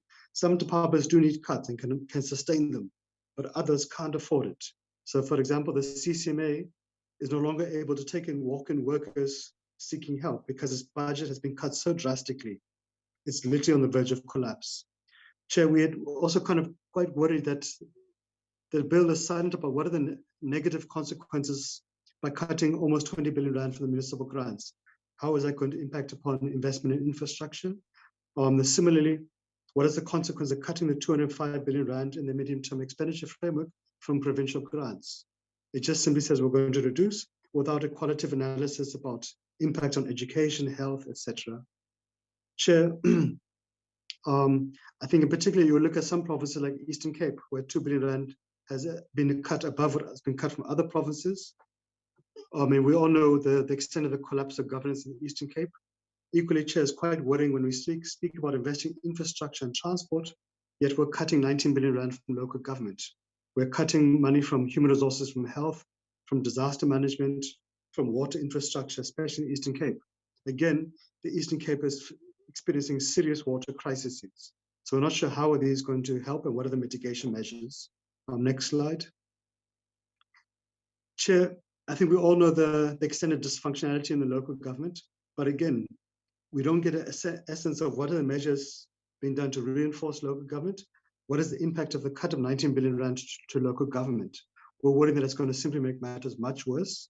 Again, Chair, there's no provisions in the budget or the bill that speak to what is going to be done to rebuild many municipalities. We have about 3 dozen municipalities which time and again cannot pay their workers.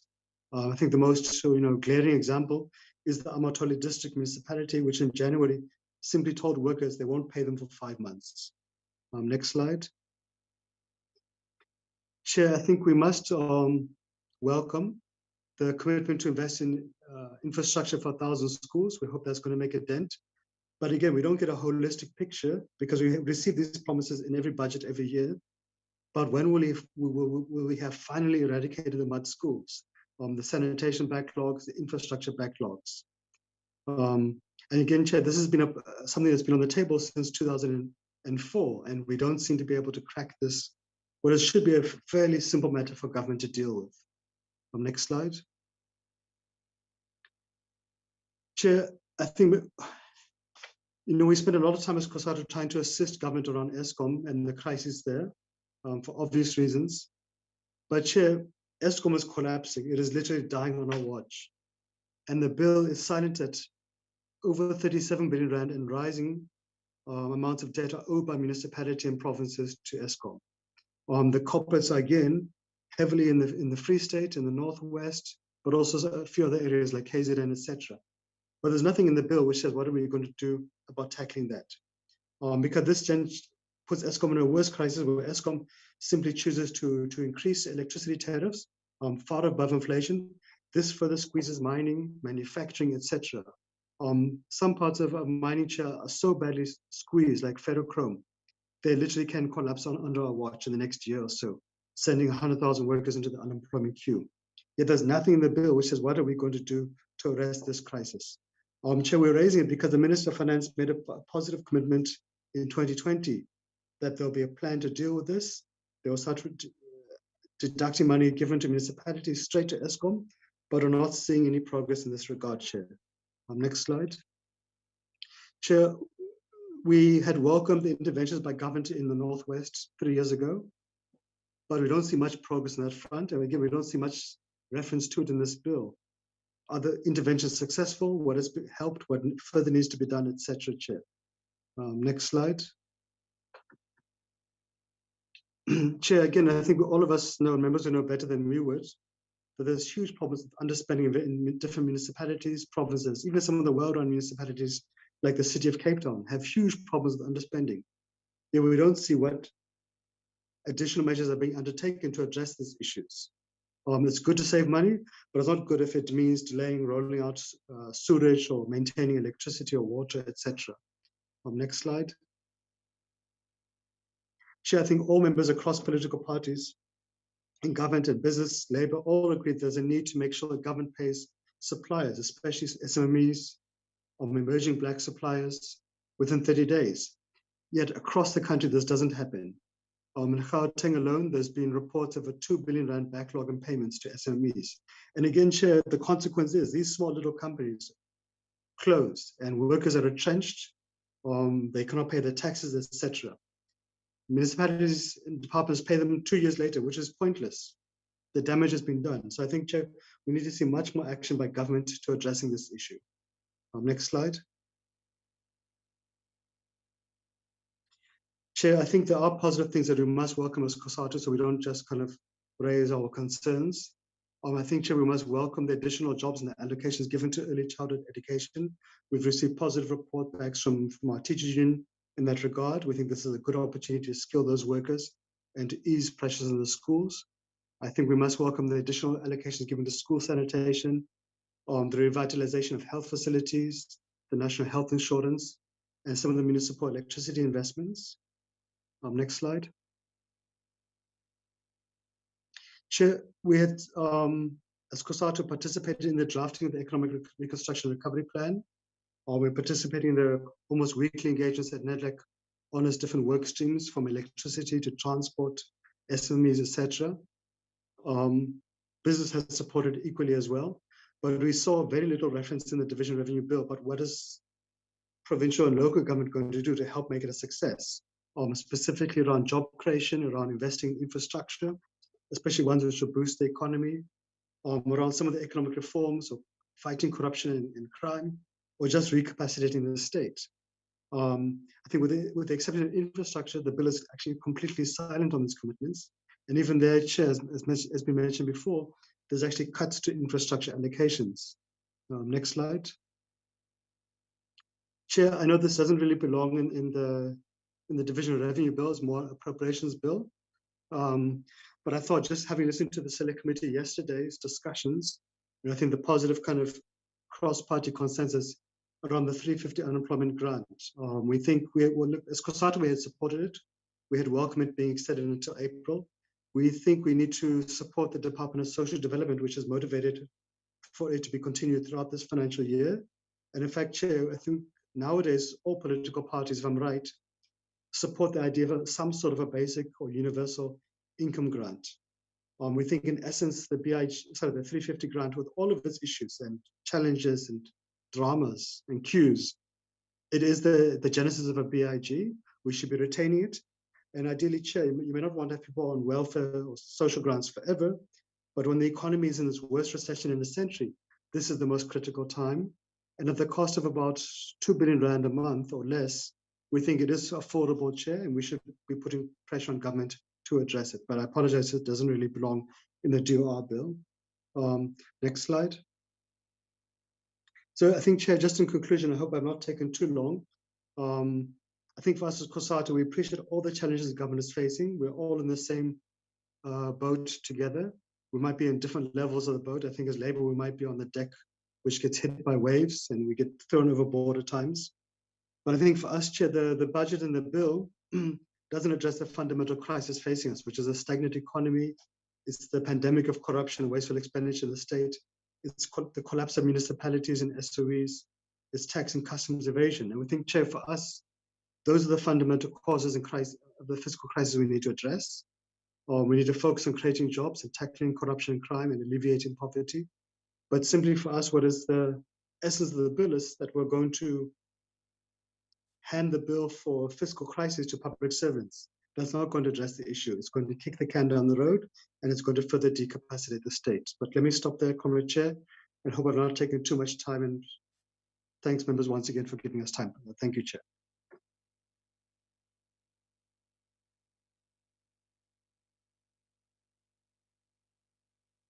Thank you very much,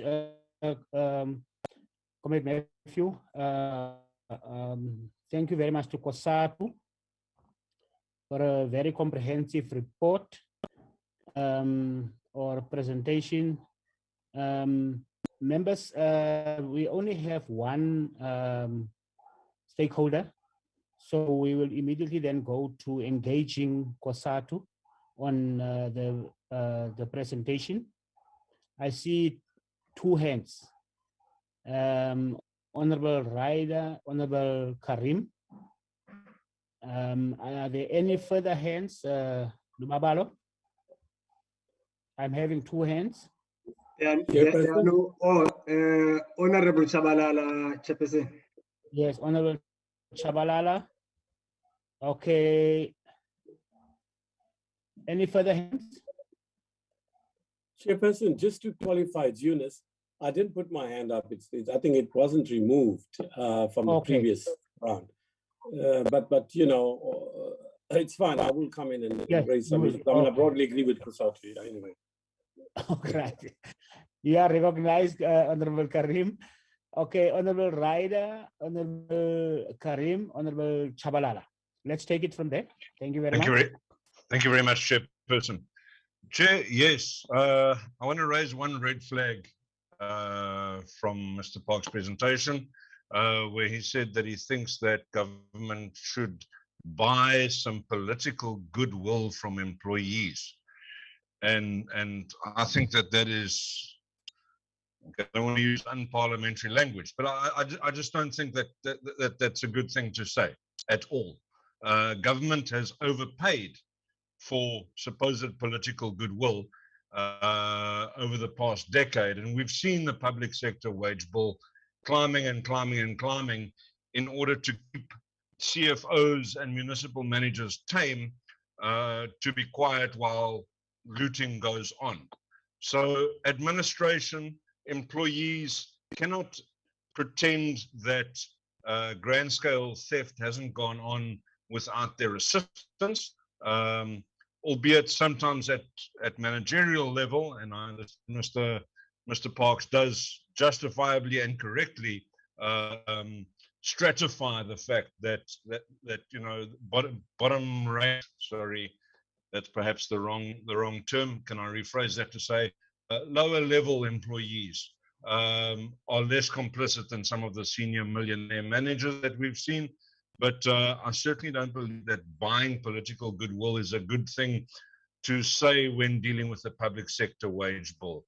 I do believe, however, that Mr. Parks is quite correct when he points to the different tiers, and not only TEARS but TIERS, the different tiers within government administration, and the fact that we should not be making our police officers on the ground, our nurses, our teachers in the classroom be the ones that are footing the bill for the corruption that's been happening at higher levels. So I agree with him quite strongly there. I want to just point out the fact that there was a concern raised by Mr. Parks about councillors' pay, and I want to make the point that some councillors are hopelessly overpaid, but those are the bad councillors. The good councillors, the ones that do their work properly as expected, are actually underpaid for their time and effort and commitment that they put in. So I think that again, just as you are saying, you can't paint all employees with the same brush, you also can't paint all councillors with the same brush. And in fact, I think that there is some justification in looking at some sort of an increase for certain councillors, and especially where there has been things like growth in population, which you also pointed out, Mr. Parks, the fact that you know, municipalities work on different levels and different grades, and depending on your grade, you may find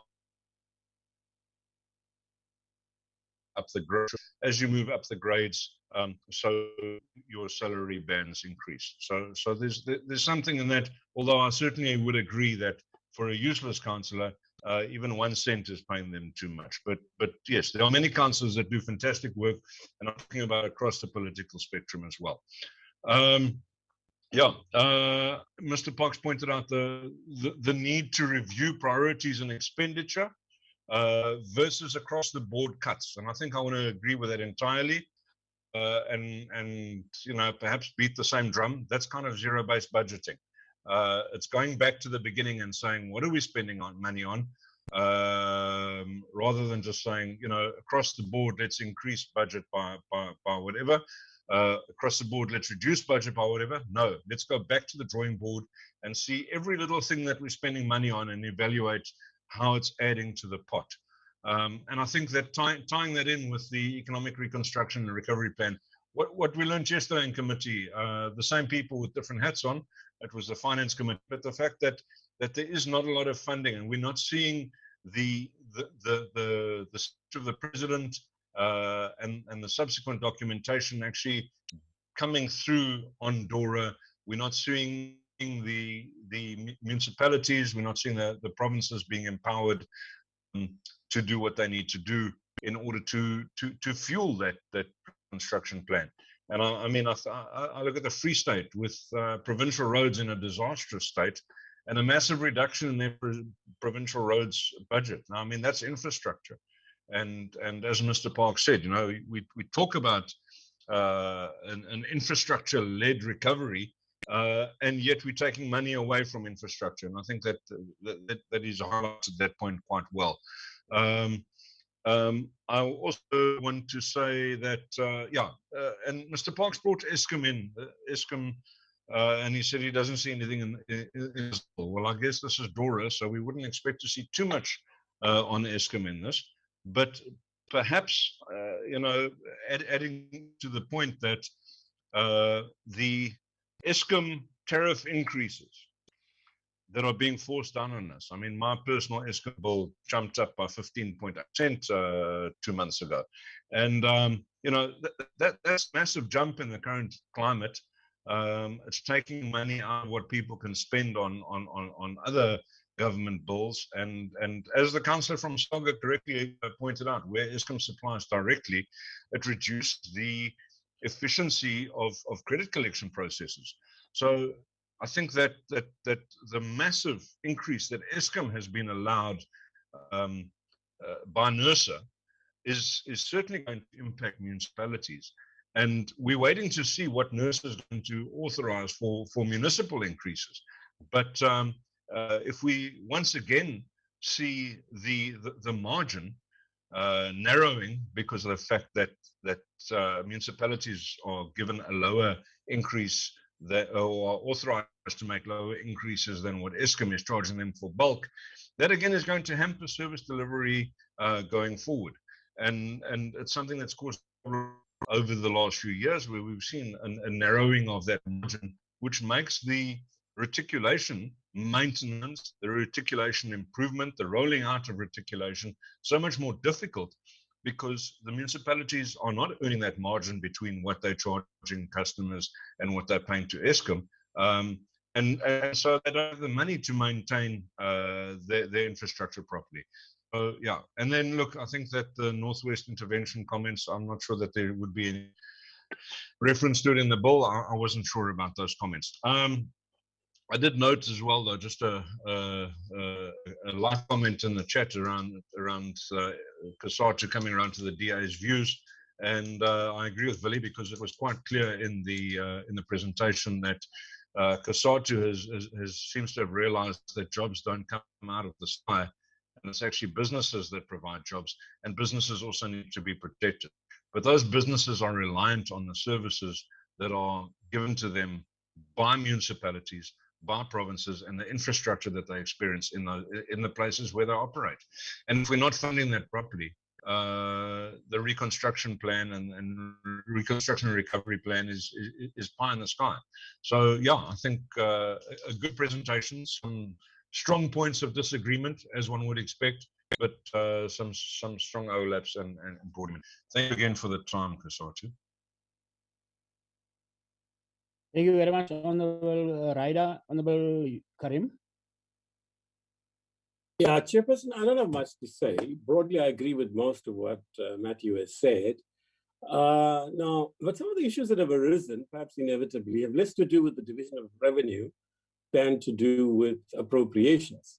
But since we've come to where we have, I'd just like to ask whether Matthew has any sense, more than we have in the public domain, maybe it's early days yet, what is meant by the president saying that the discussions, negotiations, engagements between the government and NEHAWU and the public sector unions should be revitalized and an accommodation sought? Is there some new trust that he knows about that he can share in the public domain? Maybe he can't. If he can, please do.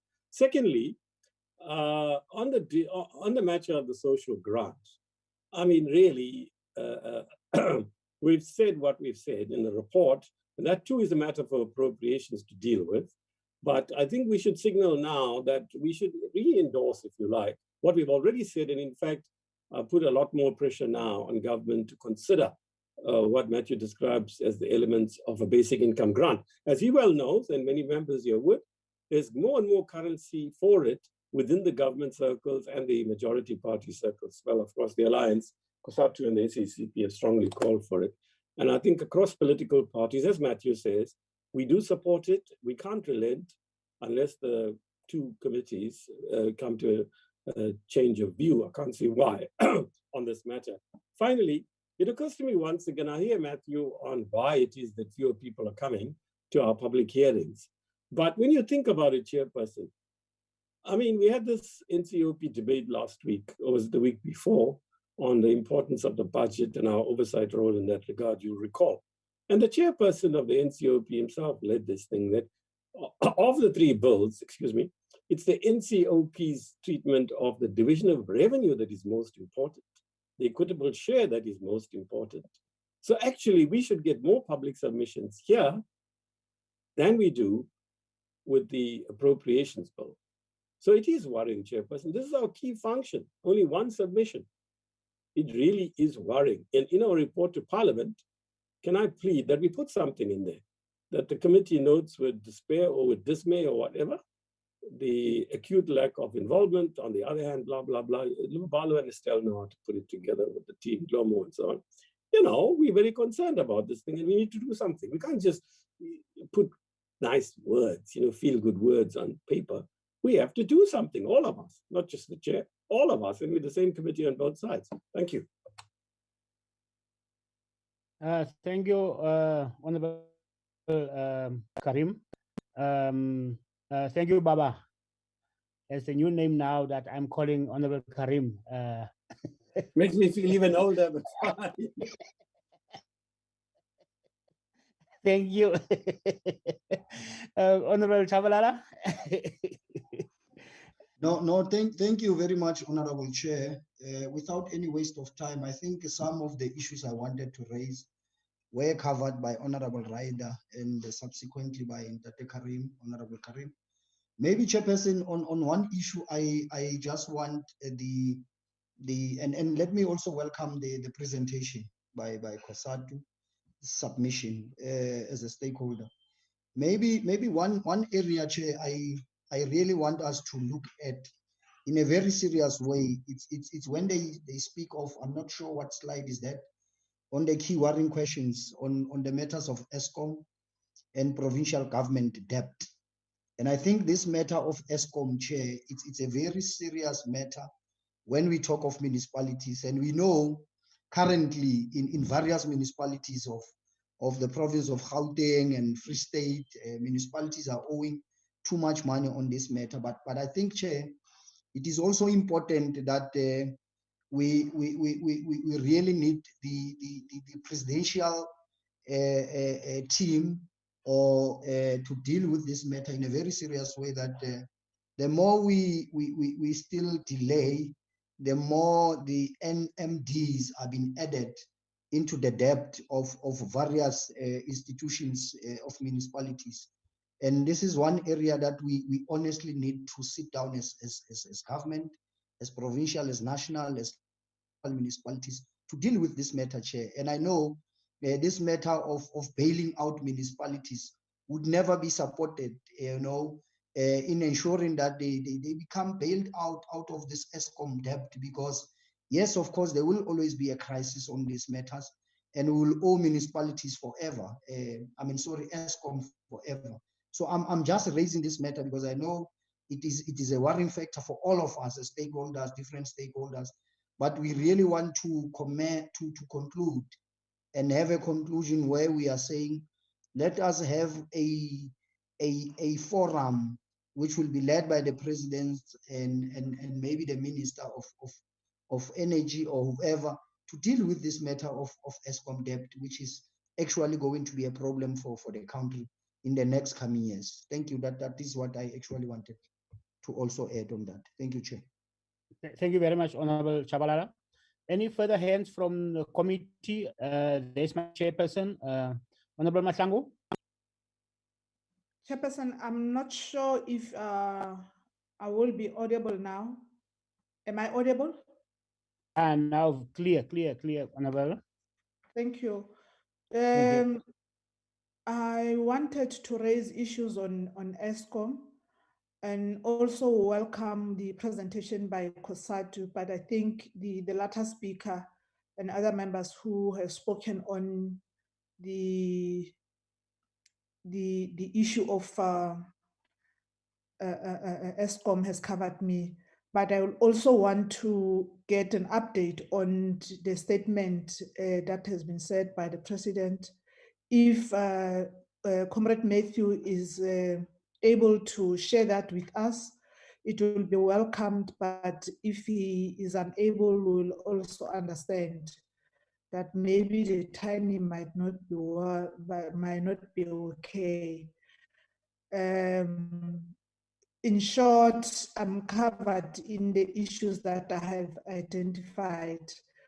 What lastly I want to say is that I think it will be responsible of us to join the frontline workers, the nurses of this country and the globe today as they celebrate the Nurses Day. We want to appreciate the work that they've been doing and also celebrating with them for their commitment, the sacrifices that they've been doing, more especially now that we are facing the pandemic. Thank you. Thank you very much, Honorable Masango, and thank you very much also for the comments on the nurses. We will definitely join. Thank you very much. Any further hands? Lubabalo? Nkosi Mkiva, Chair. Honorable Mkiva? No, thank you, Chairperson. Thank you so much. I like to take the cue from you, Chair, as the person who presides over the meeting. There are people who raise hands here before you call them. My first issue here is perhaps let me first appreciate the presentation by Comrade Matthew Parks. It's actually very good. I support as well that on the overall, it is a very progressive one in terms of its analysis of the situation. I just wanted to ask a question, Comrade Max. Comrade Matthew, you are talking about an issue that we must not compare private sector and public sector insofar as issues like corruption. I would like you to touch on this and give a little bit of detail as to what you mean by that. Because as far as I'm concerned, if, for instance, we talk about corruption, the worst corruption is happening in the private sector. Perhaps it has become so entrenched and institutionalized that we tend to accept what is happening. Given, for instance, the illicit flows of money from our country to Europe and America, and something that is happening under our nose, and even state institutions like SARS, they get beaten there because the mafia has mastered the game. I would say that we need to really be very aggressive, because the fact that we get 1.3 trillion from the National Revenue Fund, for me, it's not a true reflection of what we're supposed to be getting if the private sector was not really taking us for an easy ride. It is very important that we begin to really use a crowbar in terms of our approach in dealing with the corporates, multinationals, and the private sector in general, because they are really taking the country for a ride. And secondly, whilst on that, you must understand that the wealth of the country and the economy, as it were, is predominantly in the hands of the private sector. So when I am doing my layman's calculation of the money that circulates in the country, the declared and undeclared, you will find that the private sector is sitting with quadrillions, but there is no proper declaration mechanism of those monies. Hence, then they have a way of taking it out of the country. Let me move to the next issue. The division of revenue and the equitable share, Comrade Matthew. For me, I think what we have been doing, we've been doing the same thing, the same way in the past 27 years. So I want to ask you that, are you happy with that approach? Because I don't see a robust transformation approach on how we deal with issue of the division of revenue and equitable share. And what actually happens with that division over the past 27 years, in the main, it's been the maintenance of the cities and the infrastructure that we have had in the broader scheme of things. And the percentage allocated to transformation, if you were to look at it, it's very minimal.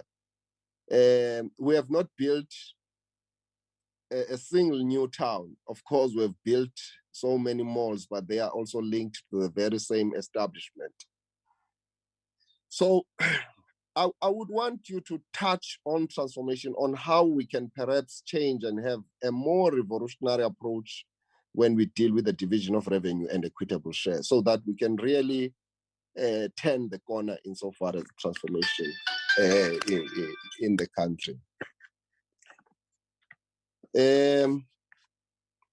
When it comes to ESCOM, the same thing applies, that we have been really dealing with an ESCOM. We have not invested much on the new infrastructure and so on. Of course, now new things have come up in the last 5 years, but I want to talk about the debt which has been inherited by ESCOM, which predates the new dispensation, particularly as it talks to the people, the poor people of townships like Soweto. I'm told that Soweto community owes billions to ESCOM. And this debt has been rolled over from year to year, from decade to decade.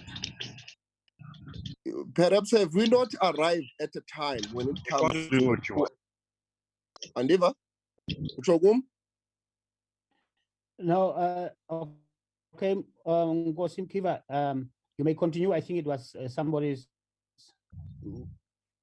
Okay. Honorable Now, Rider. I wanted to, Comrade Matthew, would it not be a good thing to consider, for instance, when it comes to the poorest of the poor in Soweto, to write off that debt and start from a clean slate, and perhaps give them a prepaid meter system? Because we are talking about that debt as it talks to those poor. There is no way that they will ever be able to pay that off. Perhaps we need to face the reality and begin to say, insofar as that is concerned, because once you do that writing off of the old debt and then introduce the new system of a prepaid system, then ESCOM is able then to generate the much needed resources from all the households in Soweto, particularly the poor. Those are the three things that I had wanted to say. And maybe lastly, Comrade Matthew, linked to the first matter that I raised, you know, there's someone that I like to quote, even though I don't like him, I don't like him much. And this is Sir Winston Churchill. I am told that in one occasion, he said, under capitalism, people share in the wealth of the country unequally. And I'm trying to tease you here. And then he says, under communism, people share misery in a given society. That will be my signing off. Thank you, Chairperson. Thank you very much, Honorable Kiva. Are there any further hands, honorable members? And I think in the absence, Babalo, yeah, I just wanted also to make my emphasis on the point which was raised by Honorable Karim on the public wage bill for COSATU, just to give clarity in terms of how things are developing. So I'm also interested just to want to understand. Thank you very much, honorable members. Now we will give to Comrade Parks, COSATU. Babala, any hand? Babala? Honorable Dudoit has just raised his hand. Honorable Dudoit?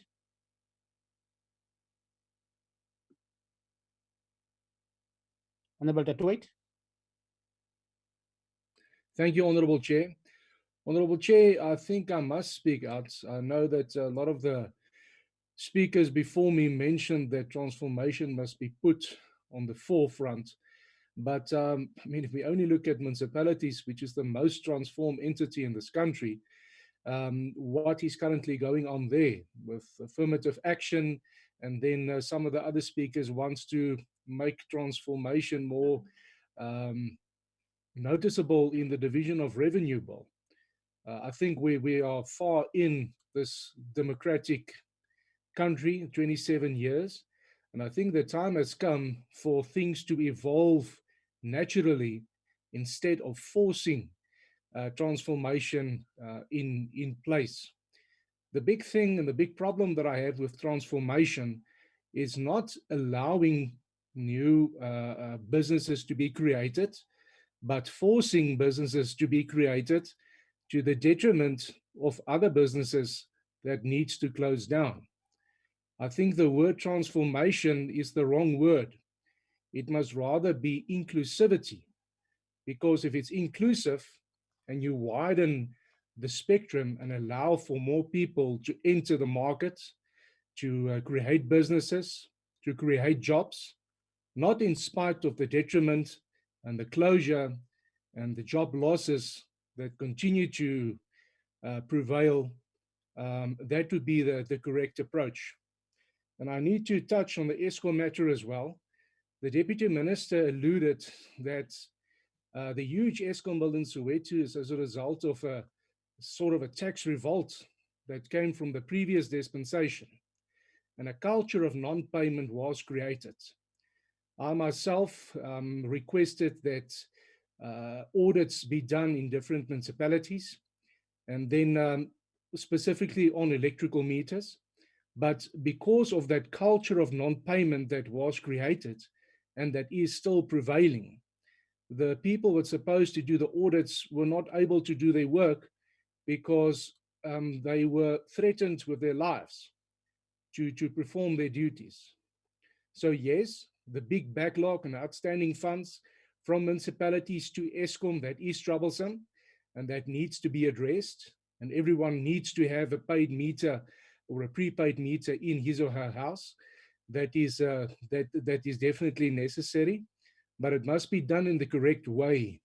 Not just saying we write off debt as a whole, and then you basically complement that culture of non-payment, and it might be a continuous thing that just carries on. That's all from my side at this stage. Thank you, Chair. Thank you very much, Honorable Tuwait. I think there are no further hands. And then Kosato. Okay. No, thanks very much, Honorable Chair, and to honorable members. I think, Chair, I must plead the Fifth Amendment with regards to Honorable Mkiva's question about Winston Churchill and communism and capitalism. There is a very distinguished member of the Politburo of the Vanguard Party present, and I don't want to be redeployed as a shop steward to Prince Albert Road if I dare to question or to join Honorable Mkiva's comments. But yeah, no, Chair, I mean, I think just to thank members of the questions, I think to Honorable Ryder, what we meant by political goodwill was not to bribe workers. No, we didn't mean that at all. What we meant is that if we expect workers to further tighten the belt, and look, we're in the second year of the 4-year wage freeze. So public servants haven't had an increase for 2 financial years now. So if you want to convince anyone to tighten the belt, to appreciate the need to compromise, to appeal to them about the fiscal challenges facing the state, then they would want to see politicians leading from the front. So we'd want to see a Minister of Finance not earning 2.4 million, but taking a cut of 25% of the salary, for example. We'd want to see all ministers paying market-related rent for their ministerial houses, and to be paying it, actually, not to be having arrears. We'd want to see the perks that ministers, MECs, premiers, mayors, former MPs, the spouses, etc., receive to be reduced significantly, and in some cases to be slashed. So the point to honorable members is that you want a nurse who earns 186,000 Rand. She's a single African woman. She's got 2 kids to support. She's heavily indebted. You want her to tighten her belt further, very small belt. Then we need to see politicians on top. We need to see the managers at Eskom, at SABC, at Transnet, at municipal level, paying significant pain. I think that is the point, not to say because we have election year, therefore the ANC must massage us. That's COSATU. No, that wasn't the point at all, Honorable Chair. And look, Honorable Writer is right. I mean, we all have witnessed corruption. At times, I think all of us, including ourselves as unions, need to do much more to expose it. But I must also say there are unionists, workers who have paid a heavy price. 2 members of the SAMWU, the Municipal Workers Union, were murdered in Vembe municipality in Limpopo for blowing the whistle on the VBS corruption. We've seen other workers equally being attacked, being killed. We've got, time and again, we've had to intervene with the ANC about municipal workers in the Free State, especially being dismissed in Harrismith, Bethlehem, and other municipalities when they expose corruption. So it is a significant problem. We must do more, but I think there are many workers who have tried their level best to do it. But I think equally, Chair, you know, it's difficult to convince someone, a worker, municipal cleaner, to expose corruption when they don't see officials going to jail. They see those officials remaining in their positions, etc. And this is the pandemic facing all of us. I mean, I've seen in the city of Cape Town, replacing water meters every 6 months.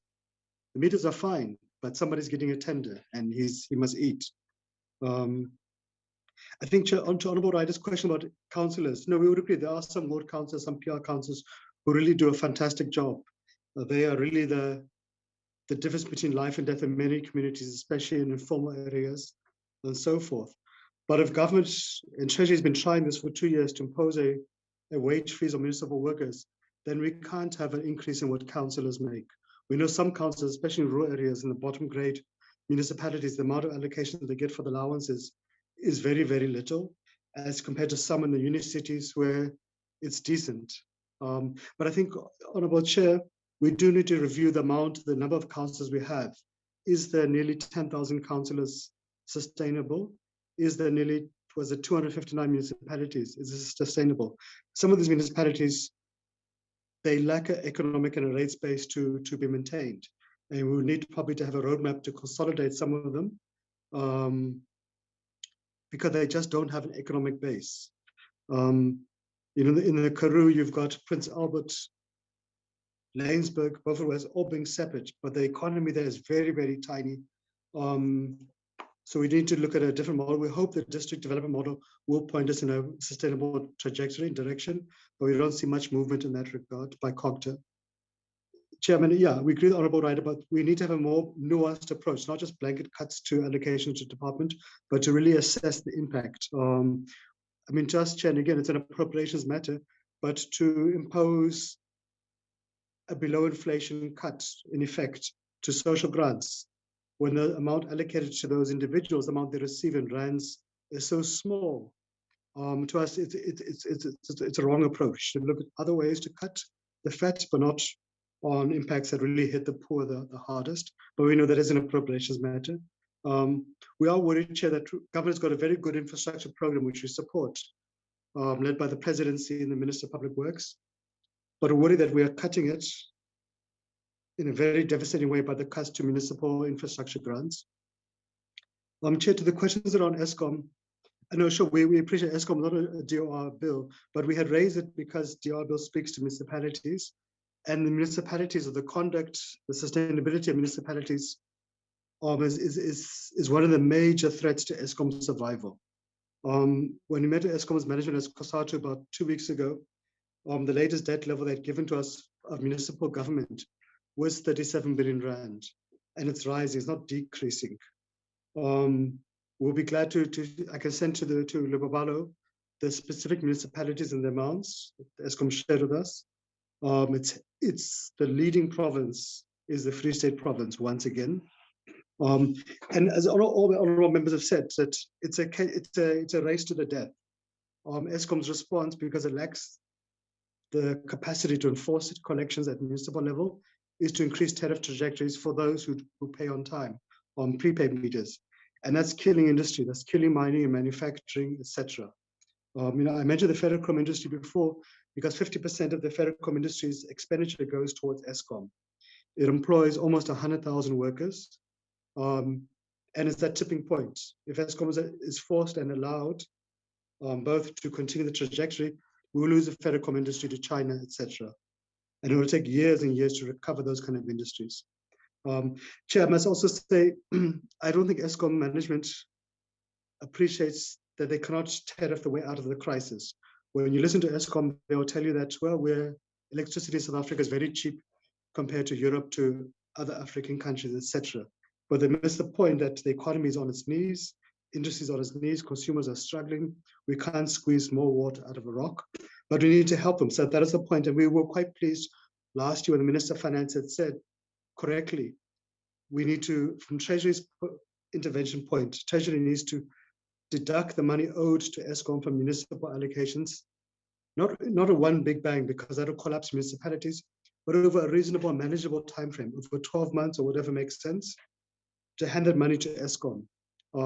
We need, as Honorable Mkiva has correctly said, something which we have raised, is COSATU and Eskom Social Compact. All of us need to move to prepaid meters.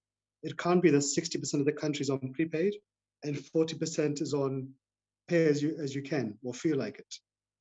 It has to be, all of us must be together.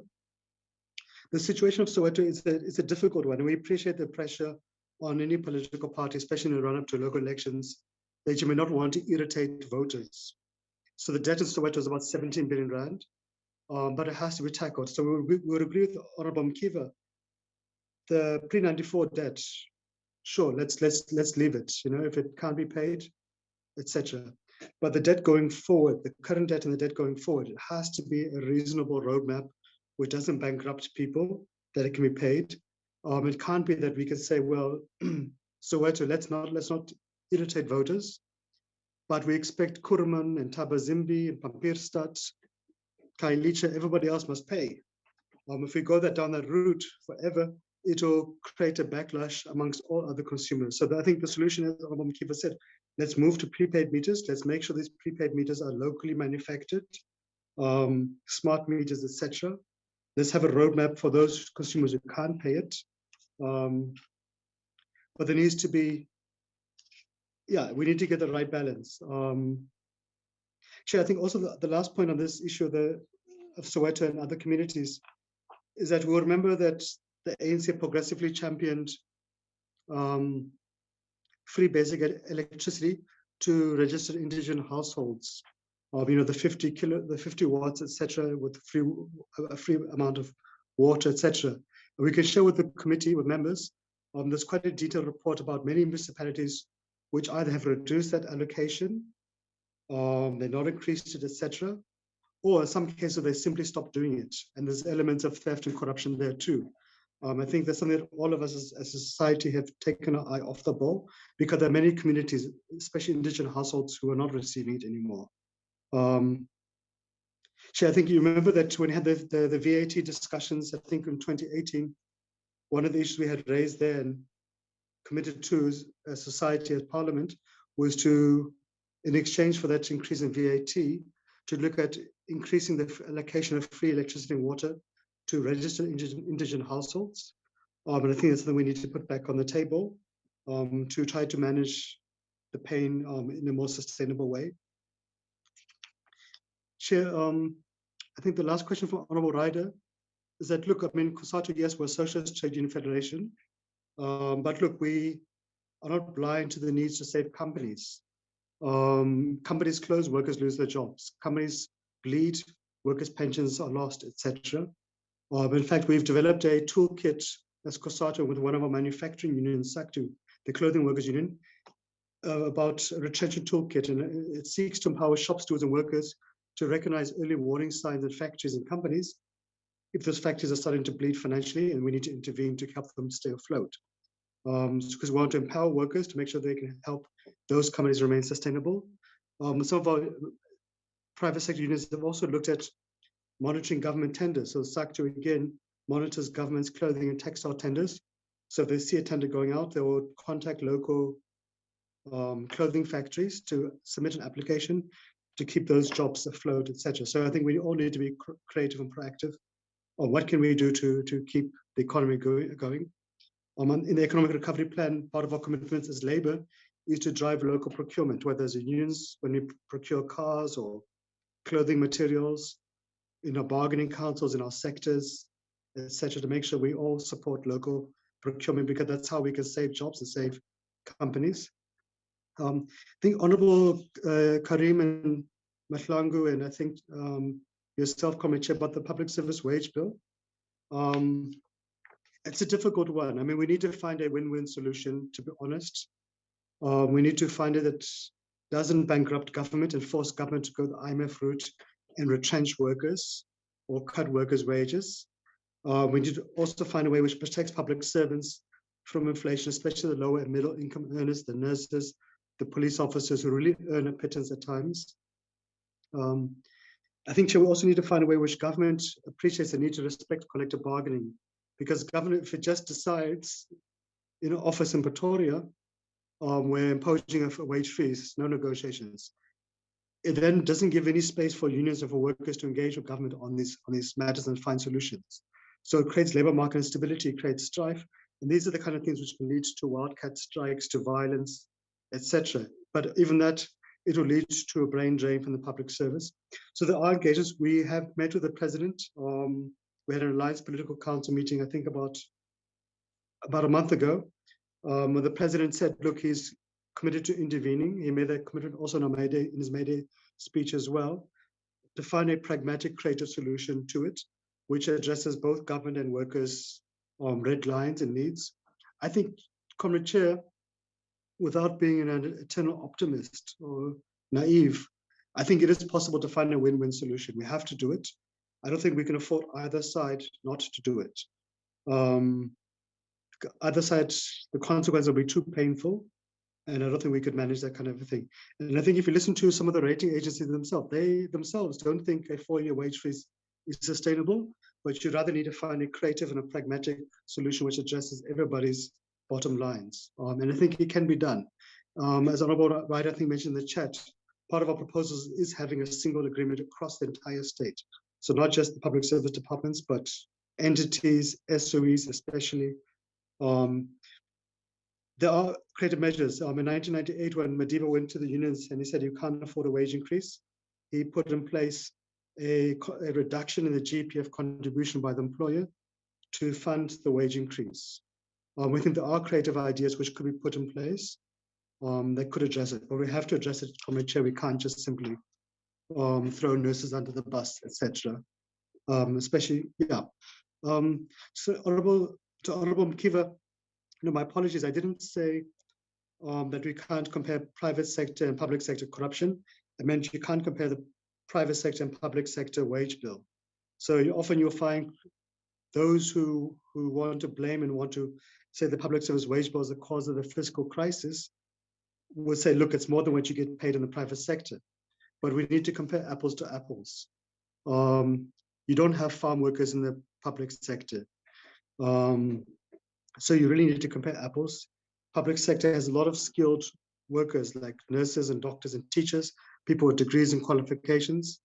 If you compare to the public sector, you're including everybody under the sun. So it's better to compare apples to apples to say, in the public sector, a doctor makes X, it's less than what that doctor would make in the private sector.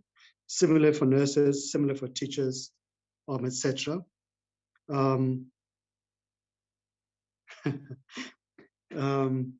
I see Honourable Wright's comment. So Chair, I think Honourable Mkiva is right about private sector corruption. We can mention countless examples, and often people in the private sector get away with murder, in effect.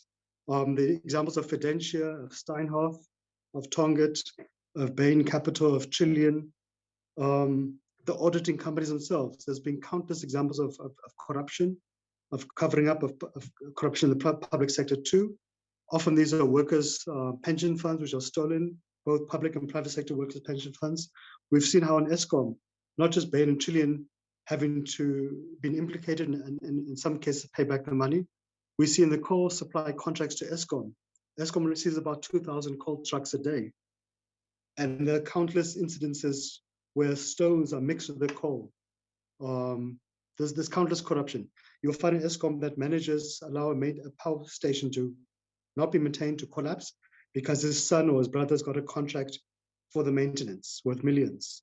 So yes, indeed, there are examples. I mean, most of the corruption that SARS is fighting against, tax evasion, customs evasion, or fraud, is from the private sector. As we hope the commissioner will make progress on his lifestyle audit commitments. There's also, Comrade Chair, kind of getting to the end, while we supported the Auditing Profession Amendment Act because we felt it's going to help tackle corruption in the auditing sector and the private sector. Chair, I think just getting to the end, I think, yeah, the last two questions. Chair, I think Honorable Mkifa's question about the division of revenue and equitable share, we would agree with those concerns. I think we've all seen the collapse of many rural municipalities, urban migration, which is further constraining the cities.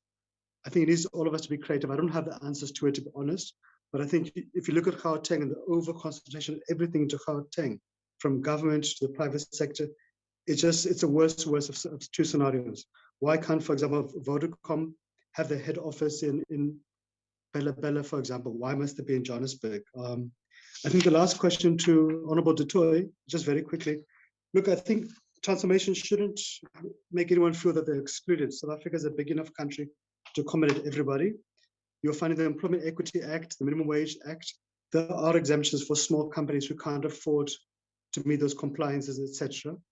But I think we also do need to embrace transformation, because you can't have a situation where most African women are unemployed or paid a poverty wage, etc. But let me stop there, Comrade Chair, and hope I didn't take too long. Thank you.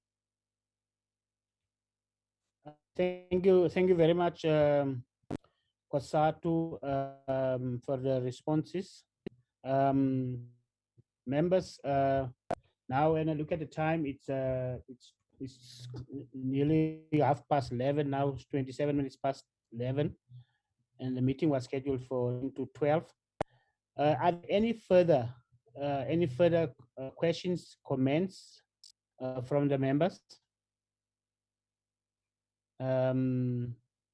Yeah, members, I think at this point, if there are no further questions and clarities, the members, and then if the chairperson is here, Honorable Mahlangu, for the sake of the minutes of the meeting, then I will give to the chairperson to do the closing remarks. Honorable Mahlangu. Honorable Mahlangu, are you there? Okay. Thank you very much, honorable members. I'll thank you very much to Kwasatu. And if there's any announcement, anything, Lubabalo, before we close the meeting? Anything, Lubabalo? No, there's nothing from our side, Chairperson. Thank you so much. We probably will deal with the minutes in our next meeting next week. Okay. All right. Then thank you very much, members. Thank you very much to Kwasatu. Thank you very much to SALGA, to all stakeholders who participated in this meeting today. And we want to use this opportunity to say that we have come to the end of this meeting, and then that we also say that we declare this meeting as closed. Thank you very much. Thank you very much to everybody. Thank you, Chair. Thank you, colleagues and presenters. Okay, thank you.